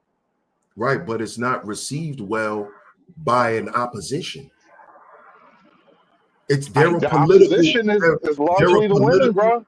they're a political and social opposition that you shouldn't seek to deal with anyway. Is my point. No, I don't mean to interject, but no, I agree. But I think the overarching issue is that if it's about having a black community, you're gonna have to deal with this black woman to some capacity. I mean, or you just don't deal with her at all. So it's I'd almost rather not deal with that at all. Go ahead though. yeah, All right. yeah, but I mean, but when you got to put it on scale. I mean, one particular black man, yes, can find one particular black woman if he's deciding to go through the proverbial needle in the haystack. But when you scale this out to millions of black men finding millions of black women, it's going to lead you right into the aspect of their ideology and how that can be congruent with what you're trying to build as a family. I can't have a black community if you have black women that don't want to be in families. That's why it's not a circular argument. What it is just it's almost like a solemn record. It's a solemn confirmation and then resignation of what we're all learning. So I mean, but to your point, it no longer has to be an issue of a red pill talking point or a manosphere talking point at this point. It's reached escape velocity. There's too much pain in the system. There's men who do not know anything of these spaces that are seeing the same thing. These women it's not that these women are too expensive. These women are no longer worth the expense. Women have made themselves worthless, no more so than the black woman. So it can't be a situation of, well, just get with a black woman. You can't. You can't get with a person who is a, almost 180 degrees opposed to what you think is going to happen. So that's kind of why we're in this loop, to the point of where either you have a black community, then you have to figure out how to make it work with a person who does not want to make it work with you, or you just leave. That's pretty much where we are. And again, this is an age-old argument in the manosphere. The manosphere brothers since 1.0 have been having these arguments about trying to get black women on board to see certain things a certain way. Listen, I'm not opposed to black men dealing with other groups of women. I'm not the black man that tells a black man, you got to get with a black woman. No, get with the woman that's best suitable for you. We agree. Because at the end of the day, I'm more of pro-God than pro-black. I'm more of what's right than who's right. I don't know. That's where my stance is. So my thing is for the black men who are about building community, right? These are the men that should be focused on doing what's best for the community. And that's with whoever's going to support what we have going on. To me, I don't think that a black community, right, has to just be full of black men and black women. I see. If I can just answer to your 2 points, I do agree with you. But we both would be collectively under the understanding that whatever the black community will become runs through the black man. Full stop. If we can come to that agreement, then I agree with your premise 100%.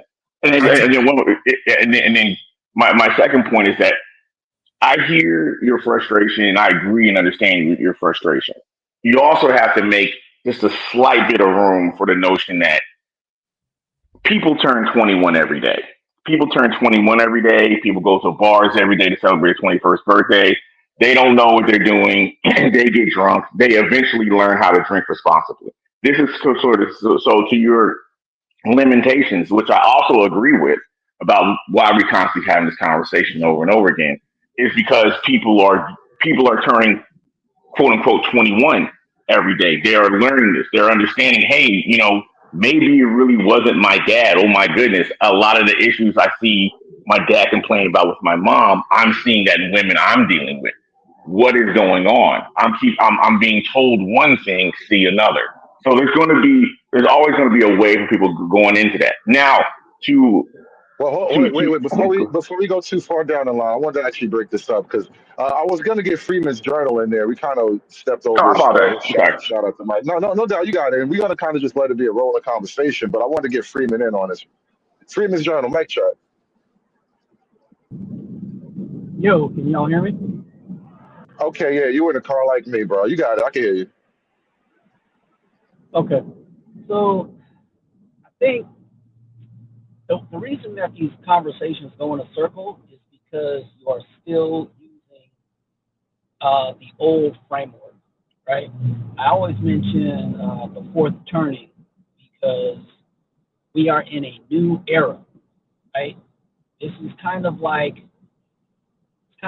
showing up to a golf tournament in 2025 with golf clubs from 1960, right? You're ill-equipped. So when the off ramp of this circular argument is family, right? And why people go around in a circle and the space in general goes around in a circle is because once you accept that it is family, right? What's the first problem you run into? Is the fact that these women don't want you, right? And it's better to stay in this unending circle than to admit that. So, like Nameless was saying about the forcing a fair contract, there is no way that you can force a fair contract unless you even have the concept of self-determination, right? And I think the piece that Nameless may be missing is as soon as you put the race in, that is going to supersede self-determination. Because if it's a racial framework, it's something that happens to you, not something that you go out and make happen, right? So, and that's why you keep going through this huge circle. And like the other brother was just saying about getting another woman, right? That is self-determination. The solution is asymmetric, right? The only solution that is happening right now are like passport bros, the NBA draft, right? The NFL wives pictures. That's the only thing that is changing their behavior, right? These panels don't change their behavior. A lot of these panels are impotent, honestly. These these panels with men and women on them are just kind of pathetic, and you're not going to talk them into it. You're not going to appeal to their better nature, right? It doesn't exist. If you have self-determination to go say, F it, I'm going to do it on my own, that is the only thing that they're going to respond to. So, pardon me. So, I mean, that's where we're at, right? The community, air quotes, doesn't exist,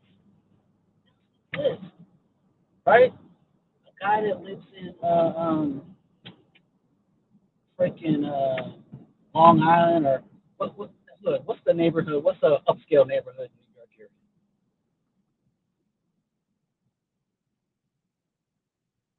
Can y'all hear me?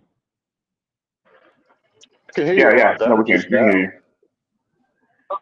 Yeah. So what's an upscale neighborhood in a black community, right? A black guy that lives there is not the same as the black guy that lives in the hood. There's no community, right?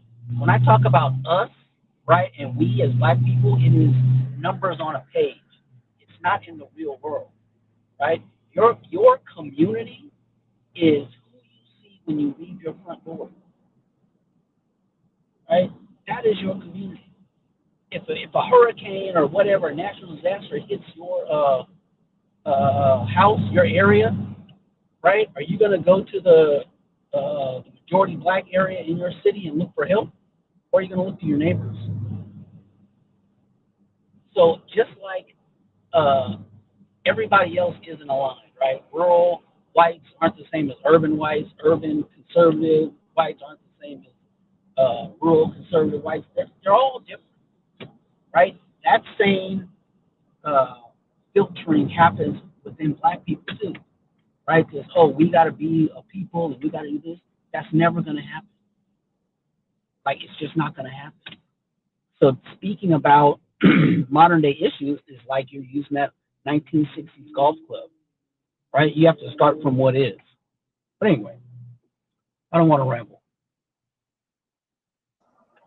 No, thank you for that, Freeman's Journal. And I think one of the reasons why I kind of want to sort of get some ideas out and try to have a more sober discussion about these things is because I noticed when I've been on a lot of these panels and what I call the chitlin circuit, it tends to kind of just devolve into name calling and you hate women, or it's met with a lot of bad faith.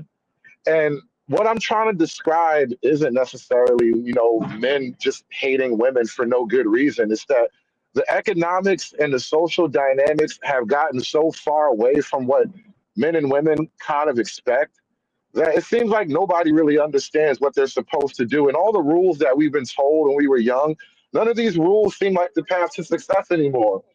And so I think when you kind of have this manosphere and this red pill space pop up, the immediate criticism and attack is just the obvious, everybody hates women, but I think it's a little bit more nuanced. Like we're all victims of living in or of trying to be modern people, and there's just something really broken about the whole thing. Yeah, no, Yeah, no, I no. can agree with that. Yeah, I agree. So one thing I wanted to add is that, the participation in the chitlin circuit, right? Like, bro, you care too much, right? You I care too know. much. That doesn't Chat work. GPT told me I have to stop arguing with ghosts, bro. And Chat GPT is always right, so I don't know. I'm gonna have an You exorcism, a seance, something, bro. you have to embrace the power of apathy. But listen, I'm telling you, like, and when I say I don't care, I do not care.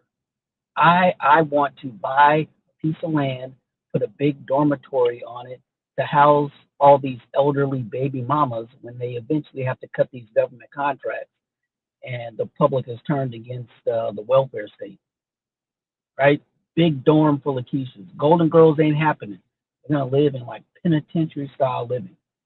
We got tens of millions of them. That's how much I don't care, right? The power of apathy is if we don't get our ish together, we're gonna wind up in desolation. That is the only motivator, right? Like you can't talk them into it. And this is for the men too. This is especially for the men, right? All these dudes trying to talk them into it are just weak. They are weak men. They allow these unruly women on panels, on this. They have no sense of patriarchy. They have no sense of self-determination. Once you hear a dude trying to talk him into it, you know he cares too much. He is weak. I don't think people a lot of the black men, because we're talking about this chitlin circuit, but I don't think a lot of dudes hear themselves as being weak. They've totally redefined it. So like, and I talk about this a lot on my own time. Like, black men have a very strange relationship to the concept of masculinity because like it's almost totally devoted to like fighting the white man or something like that. But when it comes to like just the pure objective ideas and definitions of it starts to go haywire. And I realized like a lot of dudes somehow we got to the point where to be a black man is to be second to a black woman. That is masculinity. And I don't know how people accept that shit as definitional.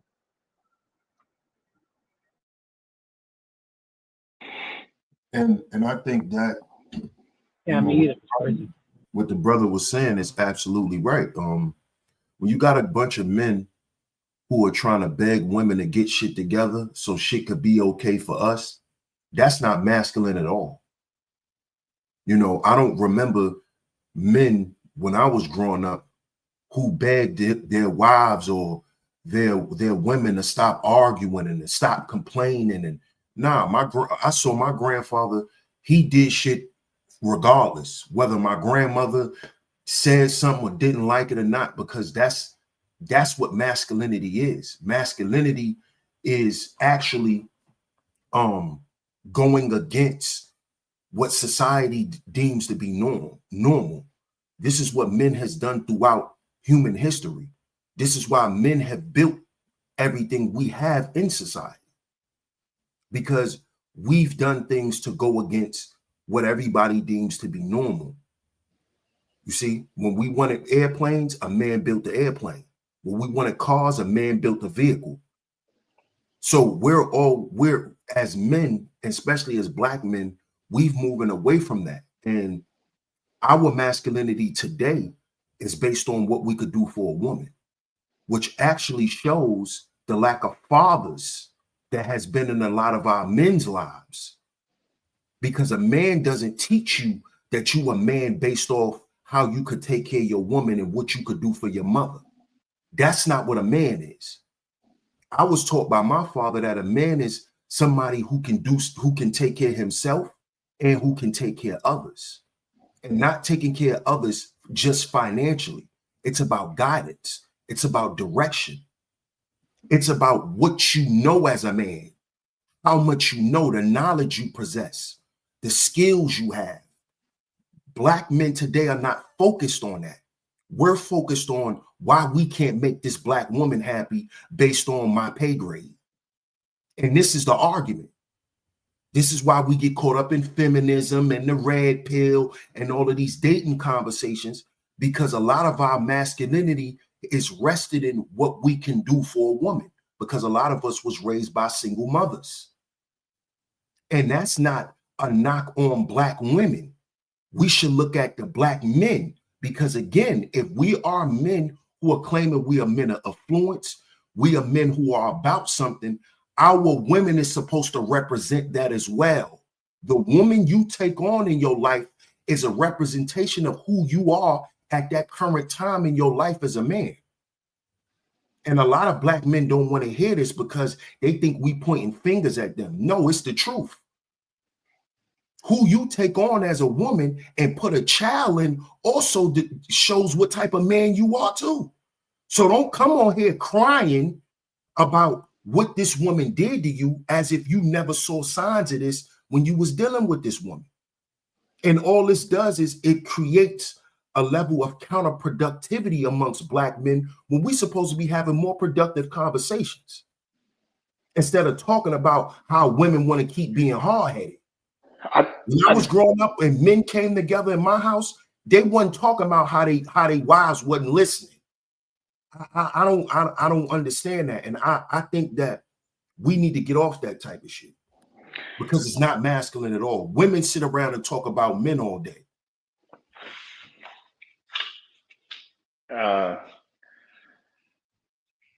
So this is me being just a rhetorical statement. So what women do we deal with in aggregate? I mean, because once again, the reason why the family structure is important, because the family structure, a man and woman become a family becomes a community becomes a society. If we want a black family, for most men in aggregate, it would probably be with a black woman. I'm under your understanding and acceptance that I think the black family goes through the black man, not the black woman's womb. I do agree with that, but a lot of men don't, due to your point of saying, single motherhood and so on and so forth. So there's going to be a situation where, if for a lot of men, it's going to be a situation where black family is with a black woman. So there's going to be a conversation of wrestling that. There's going to be that point until enough men accept the fact that, hey, a black community starts with me and goes through me, and whatever woman I have, be it black, white, or otherwise, that becomes an extension of the black community that I'm starting. But until we make that transition, you're going to have men trying to figure out how to get these women who have said in every form possible that they don't see the black man as a person worthy of respect on any level. So it's an argument. Now, as far as with you, and I understand you come from a very patriarchal household. Most black people didn't. Uh, and if you go to a greater extent, most of America didn't since the Tender's doctrine. We've never had our children. The Tender's doctrine more or less dictated that the responsibilities of the children go to the woman. So this is it's a systemic issue that when you really look at it transcends race. It's the issue of the technocrats giving the power to the women as a buffer class to keep the men down, more or less.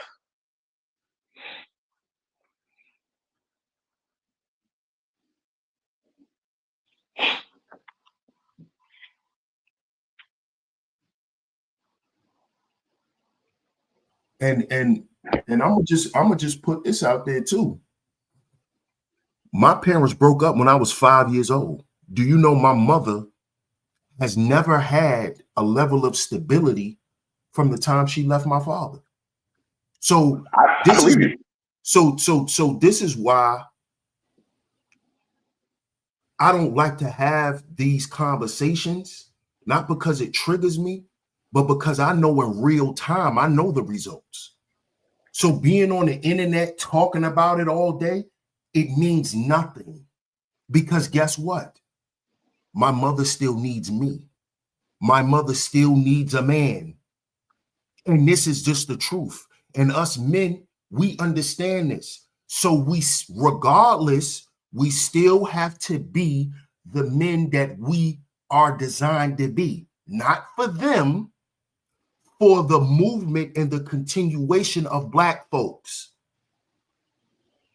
It's just what it is. If you were born a man, no matter how frustrating it may be, no matter what we go through, it's for a legacy to continue to go on in this world for Black men. That's what we're doing this shit for. We're not doing it to make nobody happy, to put no roses on no beds. And if we want to do all that, we could do all that too. But that's not why we are the men that we are. I know men need to understand that. And if we don't understand that, then a lot of the shit we talking about is irrelevant. I 100% agree with you, but let me just give this one gentle pushback. Why would a woman, if the Black community right now is predominantly single mother households, why would a woman tell her son who's going to become a man the leverage that he inertly has because he's a man? She's not going to do that. Most women are not going to do that. Most women are not going to overtly tell you, "Hey, I need you," because that explains the power dynamic they've been fighting since I was born. So a lot of the leverage that you eloquently spoke to is usually learned later on. It's not something that's more or less told to you as a child. I'm investing in you, I'm instilling you because you're going to be a man. But with a man also comes leverage. There's things you can expect and demand of whatever woman you're with because of the power dynamic. She needs you. Unfortunately, in the Black community, that's predominantly, woman led to the household. Most boys are not learning that. They're not being instilled with that important knowledge until later on. Like you said, to your point, your mother hasn't been right since she left her dad, and your mother needs you. That is a leverage vector. That's a leverage vector that most men do not understand until later on. There's something I wanted to jump in on. I had to step away for a minute. Thank y'all for holding it down. That issue of need, I hear this quite often that as a man, when I point out the need dynamic, and I don't bring it up to be malicious. I don't think most of us as men, when we talk about these dynamics, it's not to be like malicious or bully a chick or anything like that. But that issue of need is actually fundamental to how the men and women are supposed to come together. Like people don't just get together for the hell of it. Like there's a level of need that's always there. And I don't think it's a bad thing per se.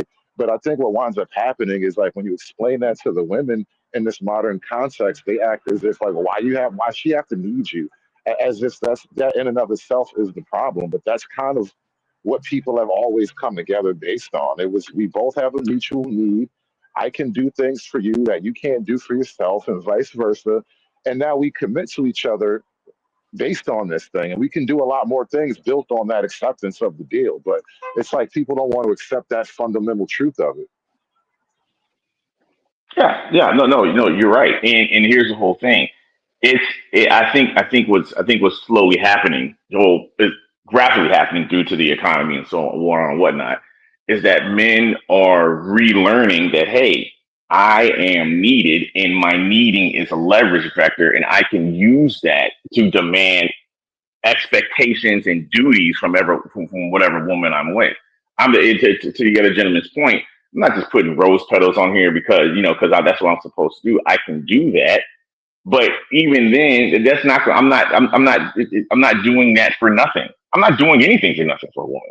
There's going to be expectations that I can have, and it can be as frivolous as in, hey, I need you to be pretty, or I need you to lose weight. I need you not to talk crazy to me because what I'm providing supersedes that, or what I'm providing, I will be demanding that in trade, and I think that's where a lot of women get an issue with it, and a lot of black women have issues with it, and that's why you're usually black men in aggregate are not told how much they are needed until later on. Well, in reality, if they were told earlier on, we'd probably have a different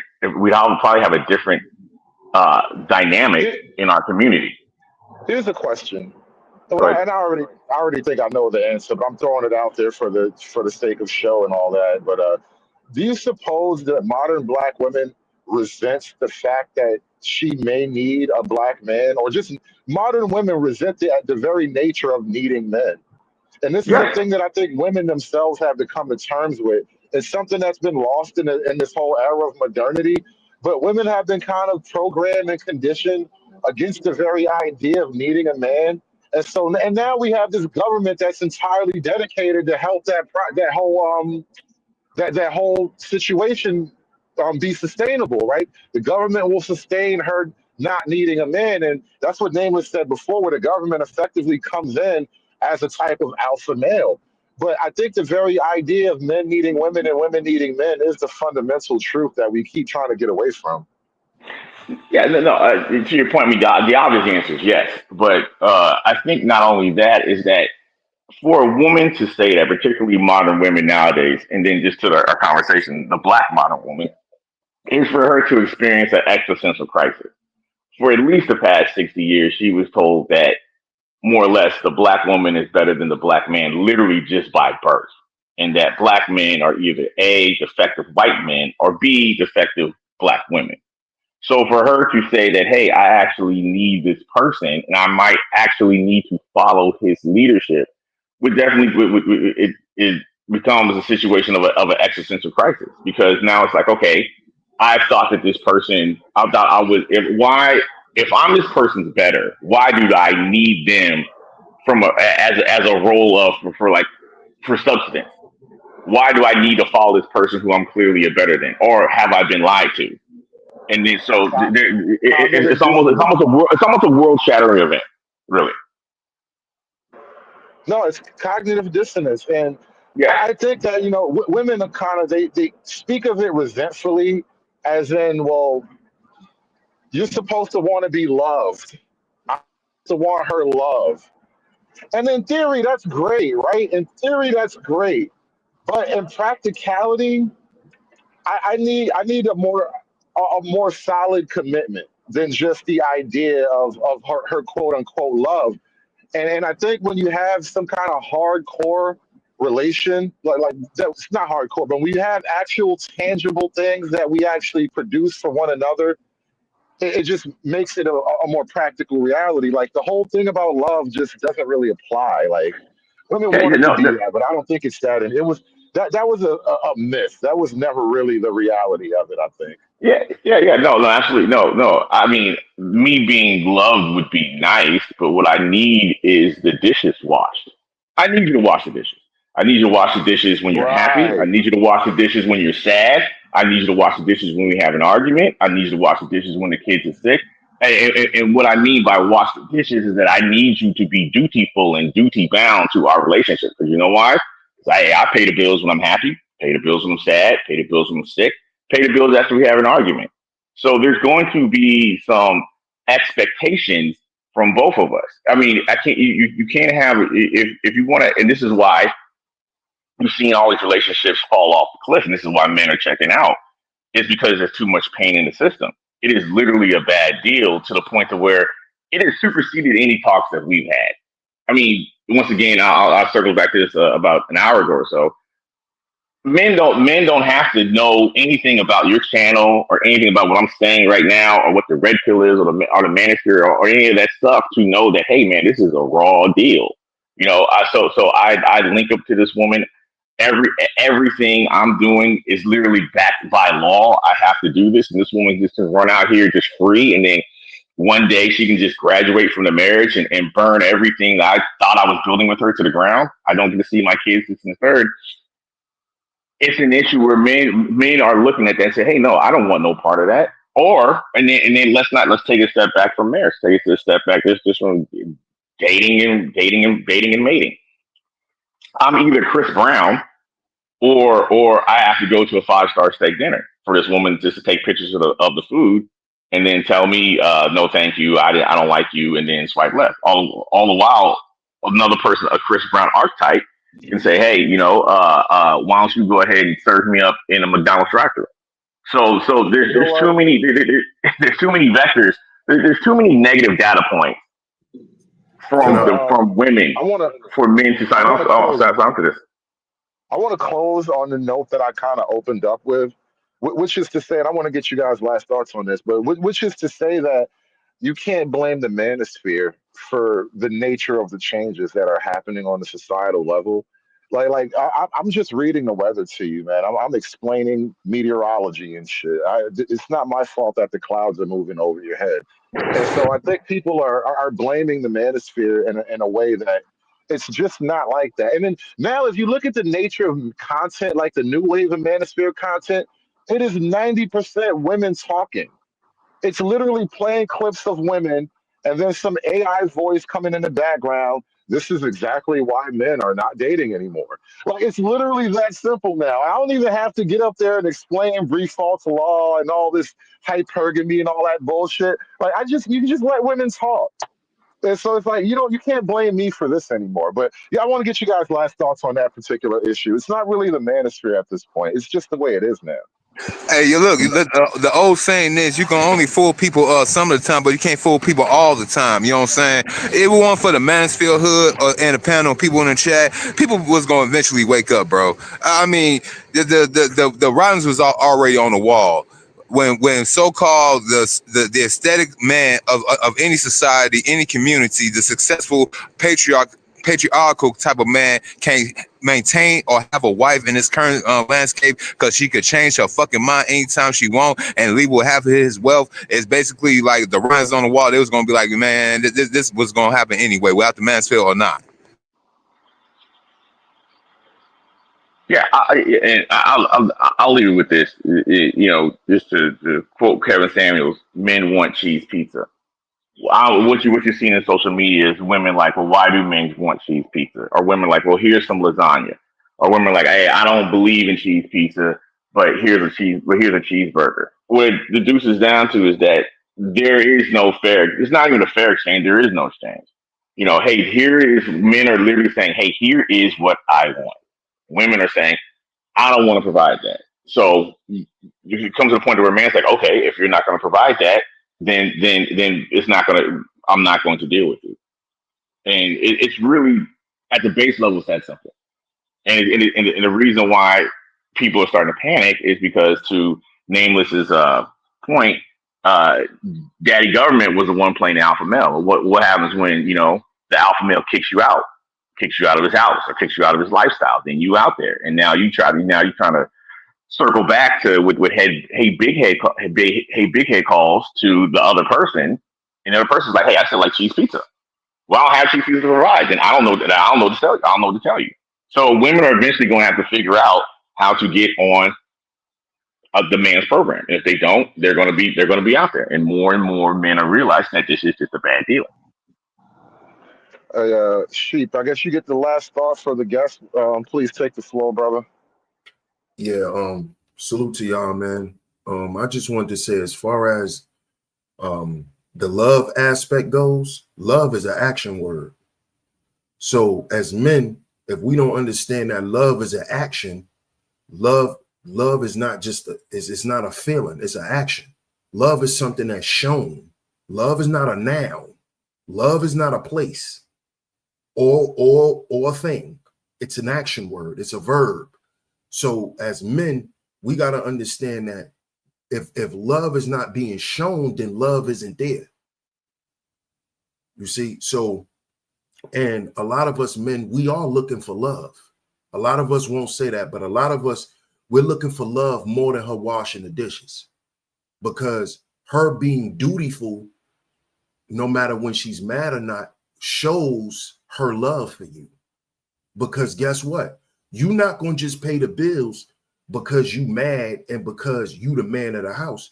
No, you're going to pay them goddamn bills because you love the people in the house and you don't want to see them out on the goddamn street. So we got to understand that love is an action word. And if that's not being shown, we need to go somewhere else. And as men, we need to stop sitting around worried about the women who are not going to be on board and who are not going to do this and who are not going to do that, because there's a lot of women sitting back waiting to be on board. You know, I actually just had my first biological child. You know, he 9 months, and it's by a black woman. Oh, congratulations. Welcome to the game, brother. And I'm not, and you know, I'm not an older guy, but I'm not a young guy either. So at the end of the day, you know, us brothers, we can find them. It's about our purpose and where and what we're actually demonstrating. And I think that if a lot of us brothers locked in on that, on actually building a community and understanding that family comes from us and starts with us, and focus on that, a lot of these conversations will be null and void, because the proof that women need men is every time we have these conversations, the chat room is full of women. Women are always listening, no matter what, because women inherently need men and we inherently need them. That's how God made us. And no matter how much somebody want to act like they don't, every time a man talks, there's a woman listening, because they've been doing it since they were little girls. You know, the little girls that be at the door listening when all the men are in the room talking with the door closed. That doesn't leave women, because women always want to hear what a man has to say, because it intrigues a woman, because it intrigued her since she was a little girl, because that's biological for her, because she wants to listen to men who she think are leaders. She wants to get ideas and information from men because she understands that men are the leaders. So no matter how much shit they talk, pay attention to behavior, fellas. And we got to get out of our feelings about what these women be saying, because a lot of that shit is fluff. And we learned that just by all the YouTube relationships that go on around here. And I'm going to close on that, Hood. Salute to you. Thank you, Sheep. Thank you to everybody that joined the panel. Bandit, Freeman's Journal, Mr. O, KMS. Shout out to KMS, by the way. Thank you for sponsoring the panel today. Panel Shout out sponsorship. KMS. Shout out. And I want to kind of shout out also in absence here. Well, first of all, also Nameless protagonist, big thank you to Nameless for coming up and reading out of his political. I don't want to say a manifesto; that has a negative connotation. His treatise. So he has a nice political theory that he's Oh, written good. down and worked out the concept of. And I thank him for sharing that with us all today, because Hey, not a lot of black men think deeply about these things. So he surprised me with that. hey, Hood, don't you remember? I think it was like this month or like the tip end of last month. We were supposed to did a panel show on this theory called Jordanomics. We could Yeah. never work the timing out though, and I know it's mostly me because my schedule is unpredictable. It changes week to week, but yeah, we kind of got that in the air. Yeah, I was gonna say we could do it on my channel. We could do it on a Sunday. You know what I'm saying? But you, like you said, you press with time though. I mean, a Sunday. You think you could probably wing it? I could look. If not, I'll be doing it from my car, from the truck, on my phone. But I'll be there. All right, I might go ahead and set that up then. You know what I'm saying? And we might go ahead and talk a generational talk tomorrow again. Bandit, you still up here? We might go ahead and do that. You know what I'm No, saying? Bandit left out, but I'm gonna contact Bandit. I can hit him up. All right, you But know what I'm saying? I want to kind of shout out in absentia SKC because it seems that we're ending on the point of love again. And SKC and I had a long discussion about the two elements of love. There's the romantic, and then there's the sort of fidelity aspect to it. And he and I debate about. Well, I argue that he what's missing is duty. And I think love is more, it involves duty, right? This is why when she said love is a thing you do, that resonates with me a lot. But at the same time, I don't think you can totally excise the agape of it. And there's always this interplay. And I very much agree with Sheep when he says that men do want to be loved. I don't know that we need love to live our lives and pay our bills and pay our rent. That's not exactly what it is. But you guys remember my whole theory about atoms never touching? It's like that. You know, everybody desperately wants to be connected. Everybody wants to feel a connection. All of the atoms are desperately trying to touch because ultimately they never can. They can only just come impossibly close to one another. And it really is that on an atomic level. We are all just bags of atoms walking around doing intelligent things, and we're desperately trying to get back to each other. And so I think I'm going to end on that goofy, gooey note. Thank you so much. I blame Sheep. I blame Sheep, stay sleep. This nigga started talking about love, and that shit made me get all emotional and shit. I blame that nigga. I'm putting this on you. We're ending this by blaming this other nigga. Shout out to Sheep, stay sleep. We need more love, goddammit. I'm done. I'm done with life, and it's all Jermaine's fault. It's always Jermaine's fault.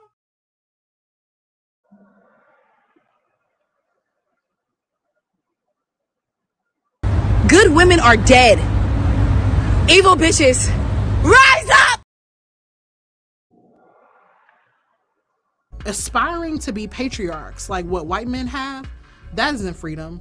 That isn't going to help anybody. It's certainly not going to help black people. It's done. It's done. It's done. It's done. It's done. It's done.